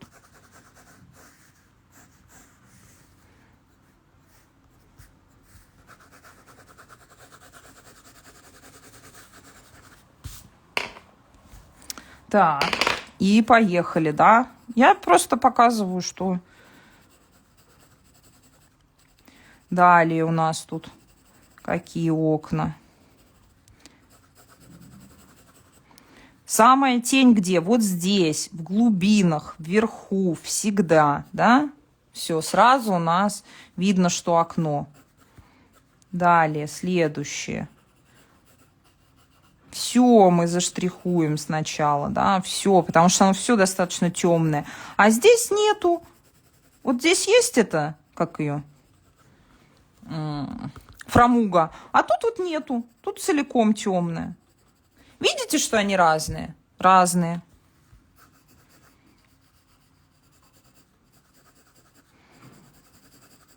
Тут тоже у нас какой-то такой элемент может быть. Где-то потемнее, где-то посветлее. Сделаем козыречек вот тут внизу. Другое.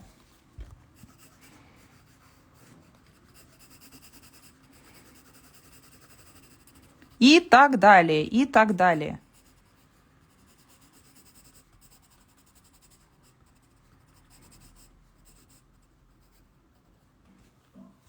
И так далее.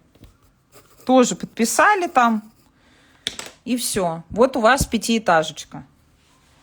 Такая вот красивая, когда у нее, видите, нету контуров, нету контуров. Рисуем свет и тени.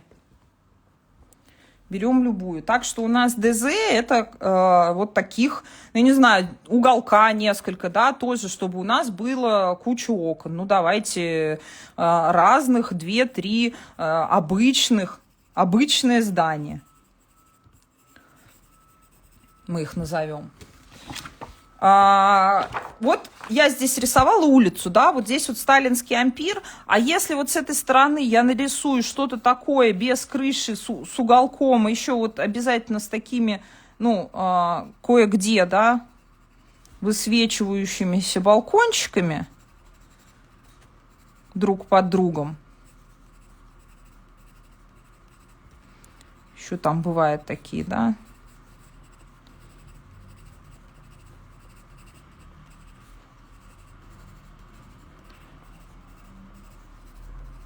То есть у нас отличительная особенность это какая? Здесь это у нас 5-9 этажей. Это прямоугольная форма.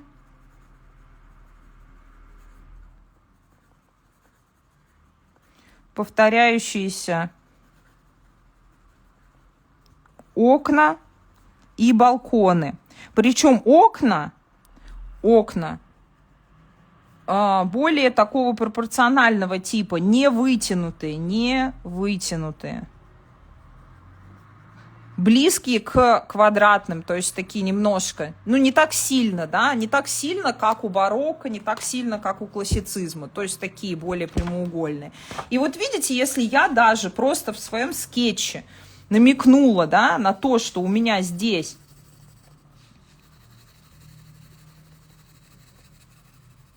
и это у меня пятиэтажка, а это у меня в стиле ампир, то я сразу понимаю, то есть по определенным, да, особенностям, что это у меня за стиль такой здания. Так. Друзья, все ли хорошо с эфиром? Кто-то пишет, связь потеряна. Напишите, пожалуйста.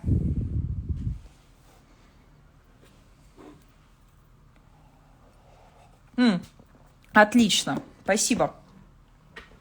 А туда беспокоюсь, может что-то повторить. Это значит, что у кого-то, да.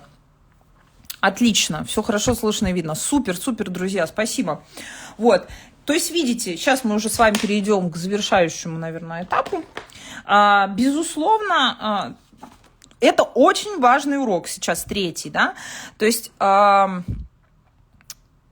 очень важный, потому что это то, что мы видим вокруг себя преимущественно, когда рисуем Москву, Питер, то есть это у нас какие стили, да, это барокко, прошлый классицизм, конечно, они все важны, но какие-то больше, какие-то меньше, и вот обычный городской пейзаж, это будет у нас, по сути, это вот такие, да, хрущевки, это будет сталинский ампир, это будут вот такие здания, поэтому их не выучить, ну, грех, да.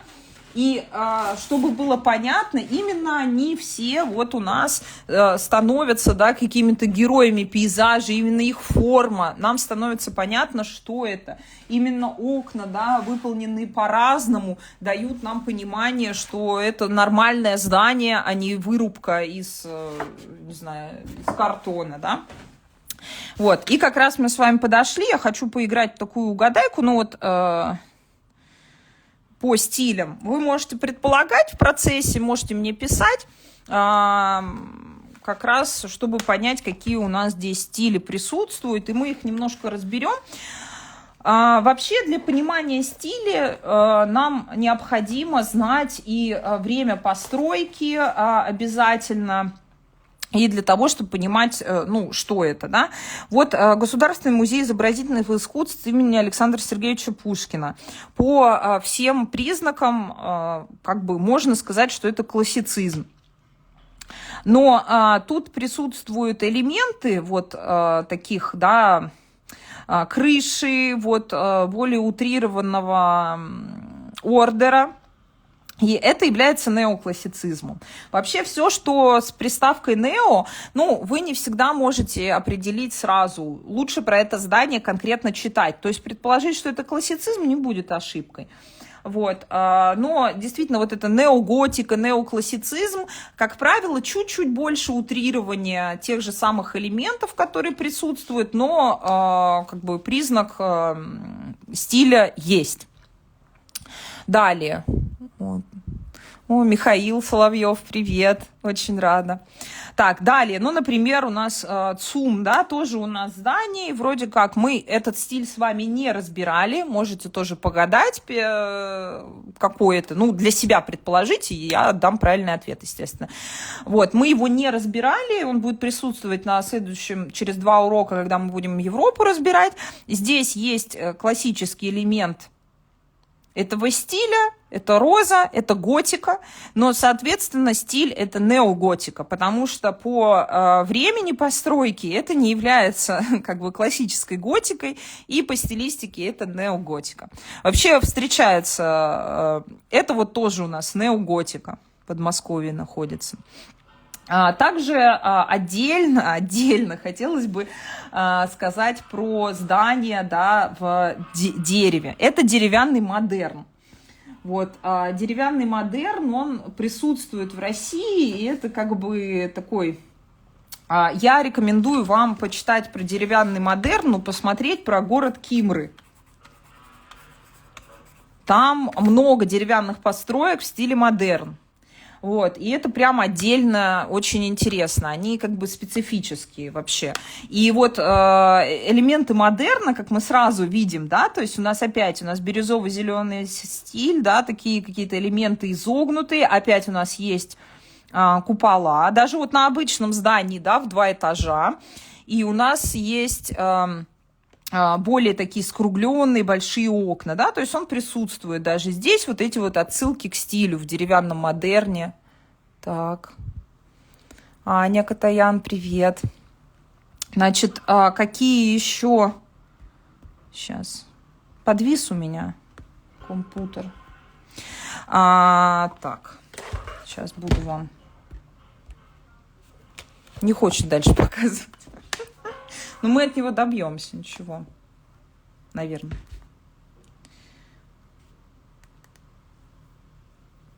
Итак, у нас Давайте, пока я добиваюсь, немножко, да, поговорим. Ну вот вроде вернулись. Испугался.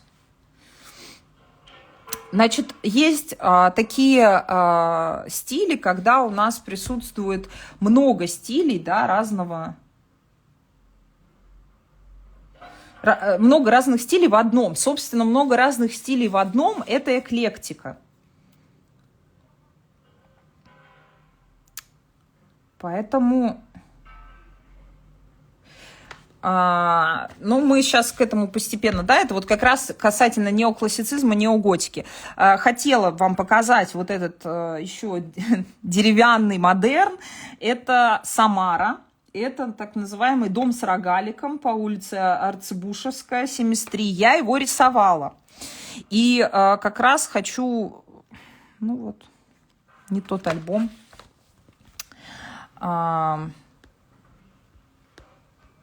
Я его рисовала, и по нему сразу как бы понятно. Вот, видите, то есть это то, о чем мы с вами говорим. Есть некая форма, есть свет, есть тень, мы вырезаем, да, тенями, мы рисуем тени, и вот они, это тени. Здесь как бы, ну, вот у меня такой недодрезанный рогалик, но по сути вот этими тенями мы понимаем, какой у нас объем. То есть то, что мы с вами делаем в карандаше, тоже делаем и в акварели. Это еще год какой, 18-й. Вот, вообще в Самаре много тоже. Если будете смотреть Кимры, посмотрите еще и Самару, архитектуру Самары. Вообще я была в восторге, много раз была, ну, несколько раз была в этом городе, и такие деревянное зодчество вот со шпилями, конечно, уникально. Это я к вопросу, да, формы, когда мы правильно ее показываем объем, вот здесь вот у нас как раз с вами за счет объема, я не повторяю какие-то элементы, не обвожу, у нас есть свет, тень, то есть то, что я рисую карандашом, и у нас сразу появляется объем у здания, да, мы видим его. Это важно. Давайте дальше пойдем. Да, вот еще это Кимры. У нас модерн. Вообще очень красивое издание. Будете, обязательно посмотрите. Относительно... Так, нету этого здания почему-то у меня здесь. Это... нет, вот оно есть. Это палаты Юсуповых. И вот здесь вы можете предположить какой-то стиль. Я думаю, что те, кто занимался, может предположить, что это новорусский стиль. Или псевдорусский стиль, или историзм. Но это не так. Это действительно 17 века палаты. То есть одни из уникальных, старинных палат. Но неправильный ремонт или немножко, да меня те, кто делал его, но я считаю, что это так. Ремонт не теми материалами, не соответствующими эпохе материалами приводит к тому, что начинает, естественно, красивое здание выглядеть как будто бы неестественно. То есть ремонтировалось оно несколько раз, и ремонт, мне кажется, не пошел ему на пользу. Я сейчас покажу интерьеры внутри, вы поймете, о чем я. Если вот здесь, в этом зале, действительно, то есть реставраторы, да, они же должны не просто взяли, что-то похожее, да, и отреставрировали, что-то похожее, да, а пользоваться максимально приближенными теми материалами, которыми это здание, где там действительно было искать, раскапывать исторические документы, смотреть, как оно выглядит. Иначе в этом теряется смысл, потому что, вот здесь вот положены полы, хотя бы плюс-минус, да, ближе к тому, что могло бы быть, да, какая-то там в виде изразцов, что-то из дерева. Но вот в этом здании, вот в этом зале, уж простите, как будто у нас Алиса в стране чудес. Мне немножко стало плохо, когда я смотрела фотографии. То есть это такой диссонанс. То есть старались, да, там расписывали потолки, а потом взяли, и зафигачили бело-черную, там, не знаю, пластиковую или какую-то каменную. Безусловно, она могла бы, возможно, присутствовать на каких-то там фотографиях, но она же тоже выглядеть должна соответственно, да, соответственно стилю, соответственно тому, что, возможно, я не думаю, что в 17 веке, реально полы выглядели так. То есть вот этот вот диссонанс стилизации и ремонтов, он иногда убивает, конечно, здание очень сильно. То есть и мне от этого грустно становится. Так, где... И мы как раз вот сейчас вот в этой угадайке об этом с вами и говорим. То есть почти все, значит, по стилю давайте тоже, да, угадаем стиль. Я так приближу. Это Адмиралтейство. Вот. Дала вам подумать. Теперь говорю. Это классицизм. Несмотря на то, что можно было бы подумать, что это ампир. Потому что, как мы уже сказали, ампир – это высшая степень классицизма, да, то есть вот когда классицизм развивается, и вот это считается по классике, то есть в источниках вы найдете, что это классицизм, поздний классицизм. Но действительно можно по признакам подумать, что вот эта вот форма, да, мы только что смотрели с вами и сталинские высотки, и вот это вот если вы посмотрите сочинский порт, тоже увидите эти, да, моменты. И действительно геральдика, но если присмотреться, то она больше посвящена человеку, нежели какой-то империи. Более греческие скульптуры, сразу автоматически можно понять, что это более классическое, нежели ампир. Тоже. Но я показываю вам для того, чтобы вы понимали, что есть некие такие обманки, да, здания-обманки. Тоже, это я просто ехала и из машины фотографировала. Вот, например, церковь, да, в каком стиле тоже надо подумать. Вот. Пока вы думаете немножко.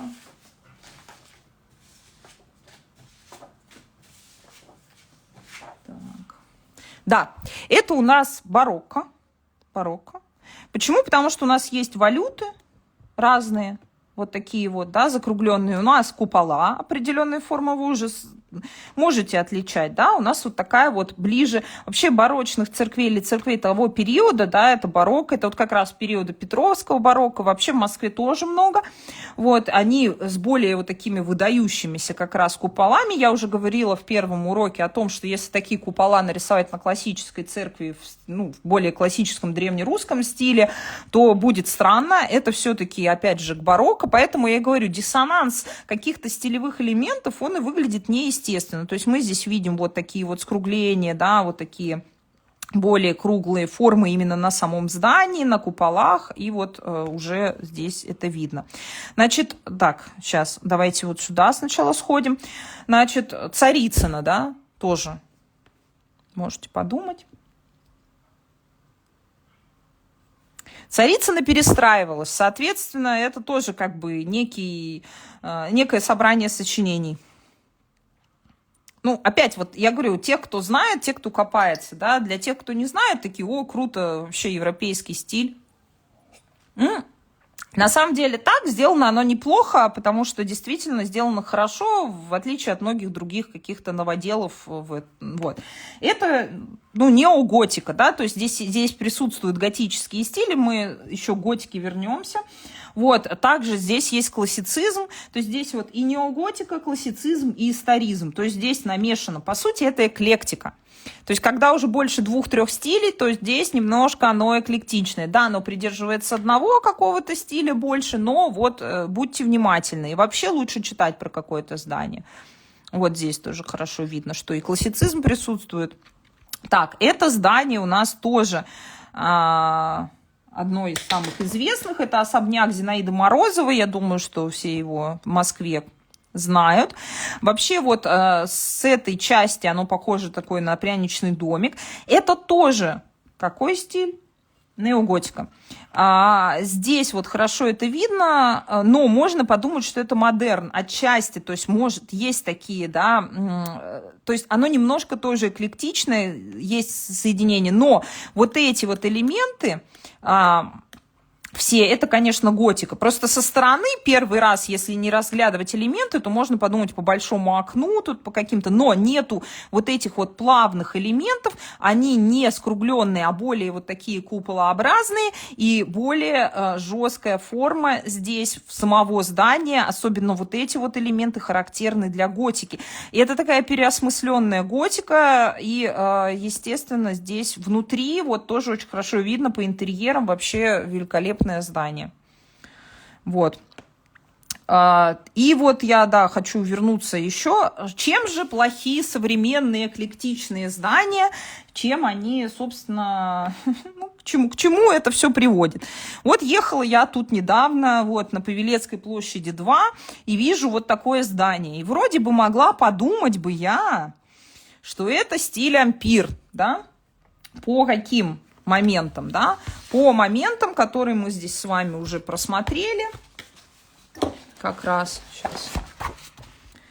Что у нас есть орнаментальные пояса, да? То есть, по идее, вроде бы закос присутствует. И вот, где-то. Но я просто важный момент, который вам скажу, да? Во-первых, у любого стиля есть пропорции. То есть, пропорции то, что отличает каждый отдельный стиль от другого. То есть это важно. Классический стиль, то есть, ну, не классицизм, а в классическом понимании, да, то есть не нео какой-то, да, а вот в классическом понимании у стиля есть определенные пропорции. Пропорции, то есть если мы посмотрим, то в модерне это более крупные окна, да. Если мы посмотрим в наших там хрущевках, да, уже говорили, они более такие прямоугольно-квадратные. Если это классицизм, барокко, мы с вами рисовали, вы рисовали 50 окон, они вытянутые все, потому что высокие потолки. И когда мы здесь смотрим на новодел, их всегда легко узнать. Почему? Потому что нарушены пропорции часто. То есть у новоделов нарушены классические пропорции. Причем это, как правило, видно на приближении. То есть издалека, ну, как бы не сильно. А вот вблизи прям кошмар. Вот. И здесь по нижней части, в принципе, плюс-минус все ок. То есть большие окна соответствуют, то есть здесь даже так прям хорошо. Но, естественно, видите, стеклопакеты, как бы, И вот эта одинаковость окон, когда мы будем это рисовать, это сразу ведет к чему? Вот к этому ощущению, что мы вырезали это из картонки. То есть вот видите, вот так еще и какой-нибудь... То есть как будто у этой картонки определенная толщина. И вот эту толщину мы показали, там, не знаю, и вот она вот такая вот картонная. И вот эту картонную коробочку, она действительно так выглядит. Еще за счет вот этой вот облицовки часто. Поэтому, если вы рисуете такое здание, угадываете, какой у него стиль. То есть вы можете превратить... любой новодел в классику, ну, на своей картине, не надо картонную коробочку рисовать, то есть превращаем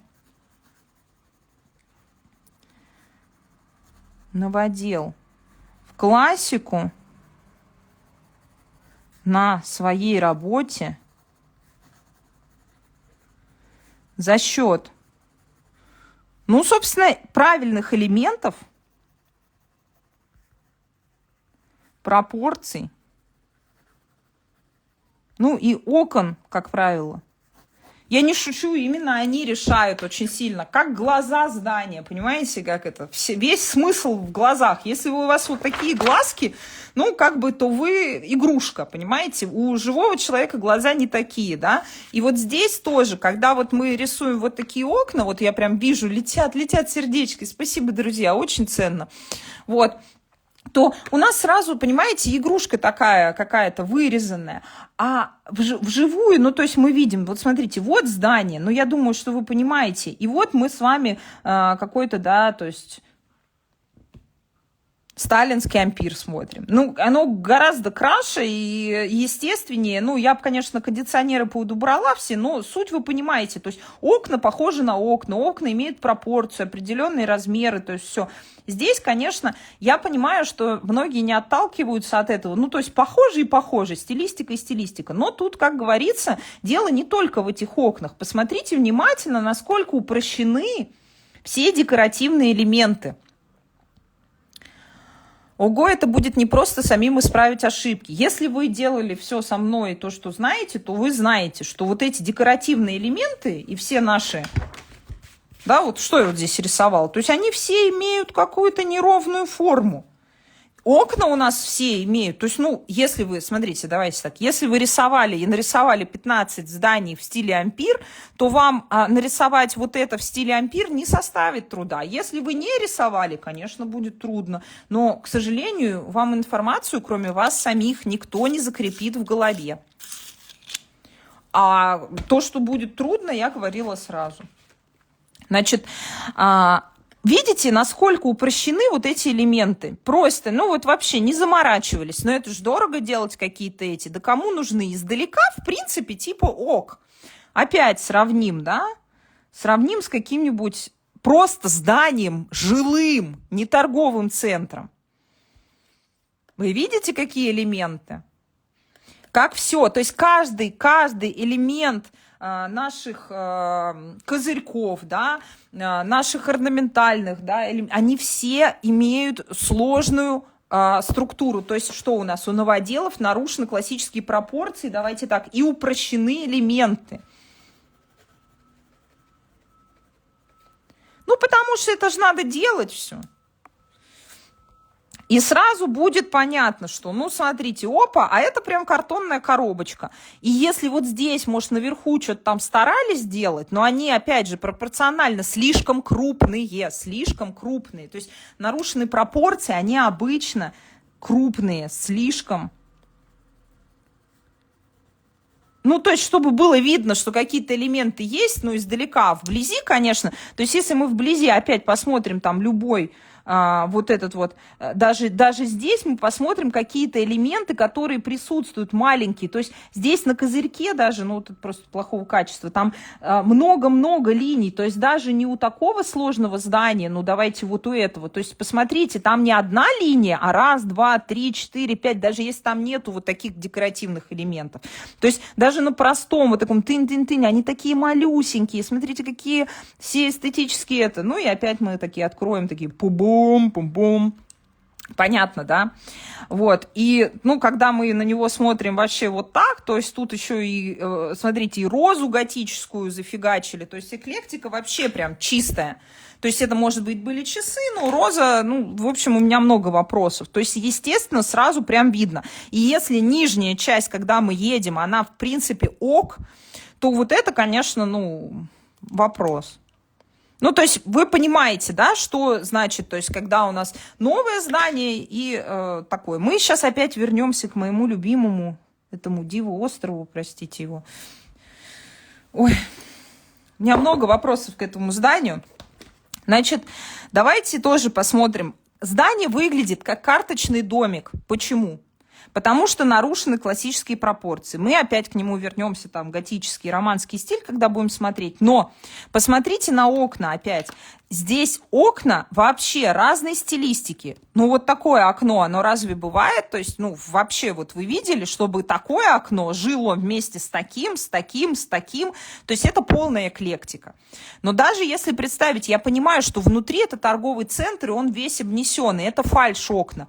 Но если бы ему сделали, понимаете, то есть, к вот этой вот вершинке, она бы была такая вот, знаете, элегантная, к ней достаточно бы было сделать чуть менее крупные окна, то есть не огромные элементы, а маленькие такие пропорционально. Парочку здесь.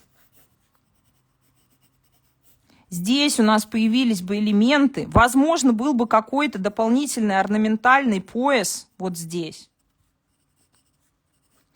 Тут бы появились окна. Фальш, пусть будет фальш окна, но пропорционально нормального размера.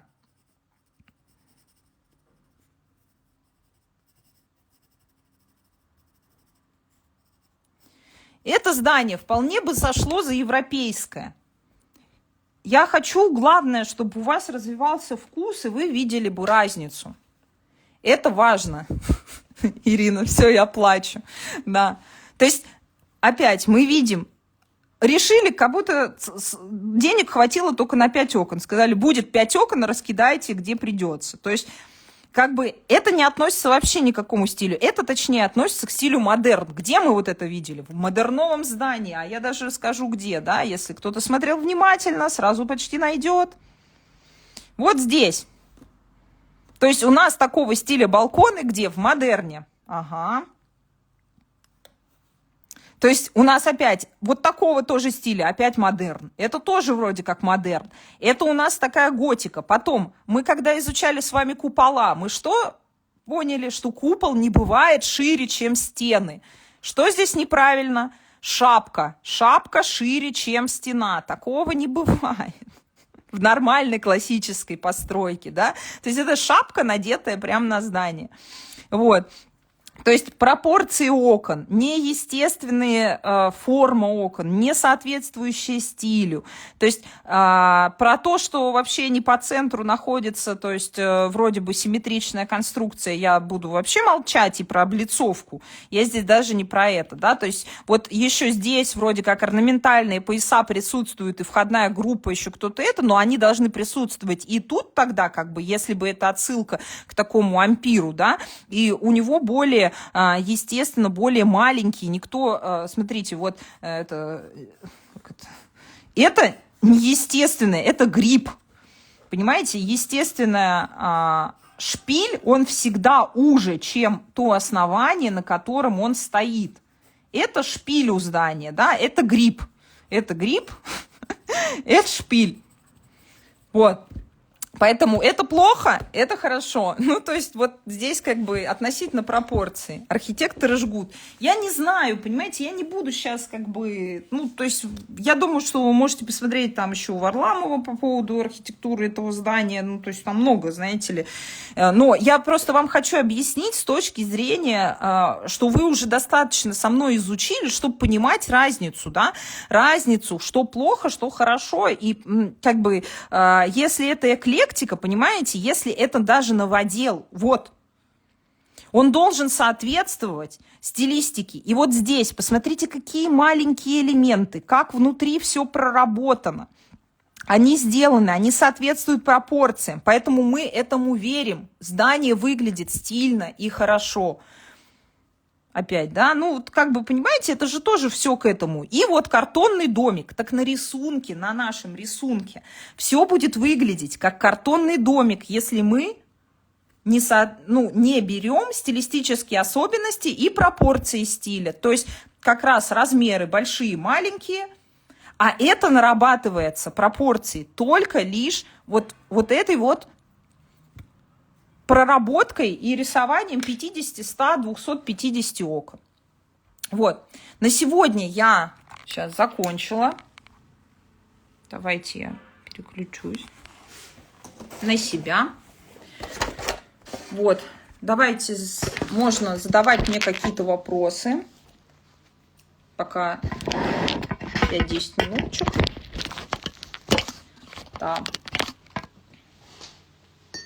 Закончилась у меня даже жидкость. Вот. Мы с вами прошли основные стили, которые присутствуют в России, в Восточной Европе. Также мы обязательно, я вижу, народ смотрит и из Беларуси, и с Украины кто-то писал, и с разных стран, и Австрия, Германия, все писали, присылали свои примеры, и я очень-очень рада, что вы отвлекаетесь чуть-чуть, и мы немножко хотя бы на пару часов в акварели и в этом, потому что на самом деле это важно, творчество, оно сильно объединяет. Вот. За окном красиво, да, сегодня прям солнышко в Москве и очень красиво. Поэтому ваше домашнее задание, еще раз, да, это будет прорисовать в каждом стиле, о котором мы сегодня говорили, какие-то здания. Вы сами выбираете на выбор. Какие-то элементы можете даже выбрать. И, конечно же, наши бесконечные окна. Рисовать мы будем их с вами много. И если не нарисуете сейчас, то придется рисовать потом. Просто каждое окно – это бриллиант вложения в вашу копилку окон. Потом вот это все в акварели будет вам тьфу-плю. И вообще как бы... То есть даже я вот какие-то старые тут работы нашла. То есть, понимаете, даже одинаковые окна, все разные, разнообразные, да. Вот, стилистика. Спасибо, Анастасия, обожаю ваши занятия, доходчиво, интересно и полезительно, да, полезительно. Вот, ну и, естественно, вы можете найти для себя какие-то 4-5 примеров новоделов, или посмотреть, не знаю, ну, из вот этих вот новоделов, я у Варламова вам рекомендую посмотреть, это YouTube-блогер такой, там найдите у него в видео по архитектуре, вообще там топ, например, страшных зданий, 10 топ некрасивых зданий России или еще что-то. Очень интересно, и, может быть, я не во всем с ним согласна, но это нормально, мы просто смотрим, но он очень хорошо разбирает с позиции архитектуры. И как бы посмотрите вообще, согласны ли вы с ним, видите ли вы тоже, то есть он говорит, вот это плохо, а вы сами свой маячок, а почему это плохо, да? То есть не просто потому, что он сказал там, или кто-то, я сказала, да, а вот именно настраивайте свой камертон красивого или некрасивого, плохого или неплохого, именно с точки зрения, понимаете, есть классика и есть стили, есть определенные, вот то, что мы с вами говорили, пропорции, изучение их ведет к тому, что вы, ну, как бы рисуете, и все это вокруг нас красота. Если мы не учимся этому, не учимся то, что перед нами поколение людей, не знаю, жизнь свою положила на то, чтобы делать как-то красиво, а мы такие пришли, такие, фу, забыли все, что там делали до нас, будем делать по-своему и снова изобретаем колесо. Понимаете, жизнь такая короткая. Вот мне иногда кажется, то есть у нас жизнь, ну, вот такая прям эффективная, ну, буду оптимистом до 60-70 лет.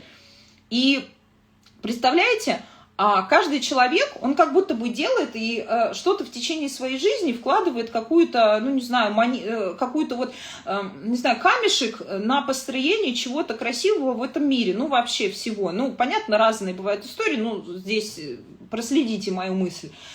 И ты рождаешься, и тебе нужно первое время вообще осознать, что сделало поколение людей до тебя, потом взять эти знания и переварить их, и благодаря этому добавить какой-то свой камешек в этот, чтобы каждый, ну, добавив этот камешек, не знаю, как-то развивался мир к лучшему, понимаете? А получается, что как бы вот кто-то пришел не изучая ничего, ну, решил как бы построить. И вот строит, да, вот это. А потом мы смеемся, что инопланетяне, не знаю, или там кто-то, археологи вот раскопают и посчитают, что у нас вот архитектура была такая. Понимаете, о чем я? То есть, как бы изучение того, что предыдущие поколения наработали, какие стили, как это было хорошо и красиво. Если мы ходим, нам нравится здание, но почему бы не использовать именно это, да, для того, чтобы учиться и делать тоже дальше красиво, а не страшно. Понимаете, если мне... Я понимаю, что всегда играют роль не только эстетические какие-то вещи. Я понимаю, что после такого сталинского ампира, да, появились хрущевки, да. И это было необходимостью, все, и это имеет место как стиль. Но вы понимаете, в чем разница. И, конечно, каждому из нас хотелось бы жить, ну, в Сталинке, да, а не в хрущевке с 5-метровой кухней. Конечно, бы хотелось жить там, где у тебя комнаты, высокие потолки. И я понимаю, и это именно потому, что хочется, ну, действительно брать хорошее. Вот, поэтому относительно стилей и рисовать тоже, и это относится к рисованию, то есть, когда вы рисуете и передаете в своих картинах, представьте, что ваша картина – это тот самый камешек, вы взяли эту информацию, которую вам уже потомки дали, там, не знаю, переварили ее, и благодаря картине передаете каким-то своим новым языком, то есть красоту, которую вы видите вокруг, потому что вокруг много некрасивого, вокруг много разного, понимаете, но вы как художник делитесь с другими окружающими людьми тем, что вы видите красоту и говорите, какой мир прекрасный. Ну и передавать нужно, да, вот как бы соответствие, да, а не вот это. То есть иначе все будут смотреть, ну вот мир такой, да, а вот не такой. То есть действительно как бы понимание того, что ты делаешь, это важно. И это такой большой труд. То есть эта информация, она сама в голову не залезет, иначе бы каждое следующее поколение было бы умнее предыдущего, но это не так. Мы не можем взять, поэтому наша задача это взять тот пласт знаний, хотя бы частично его, чтобы переварить что-то и как бы добавить свой вот этот вот кирпичик дальше. Поэтому, ну, это я так считаю и стараюсь поэтому с вами делиться. Вот. Так что, друзья... Да, у меня не виснет, безусловно, я понимаю, что, может быть, у вас виснет, выходите с хорошим VPN, проверенным, вот, может быть, да, как бы в записи, я надеюсь, что сохранится все получше. Ну что ж, если у вас ко мне нет вопросов, собственно, тогда мы на сегодня прощаемся, рада всем тем, кто рисует, занимается со мной, всем тем, кто будет смотреть после в записи, это безвременно остается, я надеюсь, что очень вам всем пригодится. Понедельник, 17 октября, жду вас, расскажу про открытие школы, вот, будет много интересного. Я стараюсь делать то, что я умею делать, вот, поэтому сейчас это для меня такое очень важное дело и спасение, поэтому я делюсь с вами этим. Вот. Так что, друзья, все, прощаюсь на сегодня. Отлично, все, да. Всем пока-пока, до встреч. Пишите, присоединяйтесь в группу ВК, правда, там уже 400 человек. И расскажу про 18 число, когда мы встретимся отдельно на разбор работ. Буду вас всех разбирать. Открытие школы в понедельник, ну, я традиционно в 12:00 всегда люблю это время, не знаю, такое. Живопись и философия бесценна. Ну, она такая, знаете, квинтэссенция. У нас люди творческие всегда немножко философы. Они как бы без этого никуда. У нас все время экзистенциальные кризисы, поэтому нам свойственно. Вот. Ну что ж. Все, хорошего дня, пока-пока и до встречи.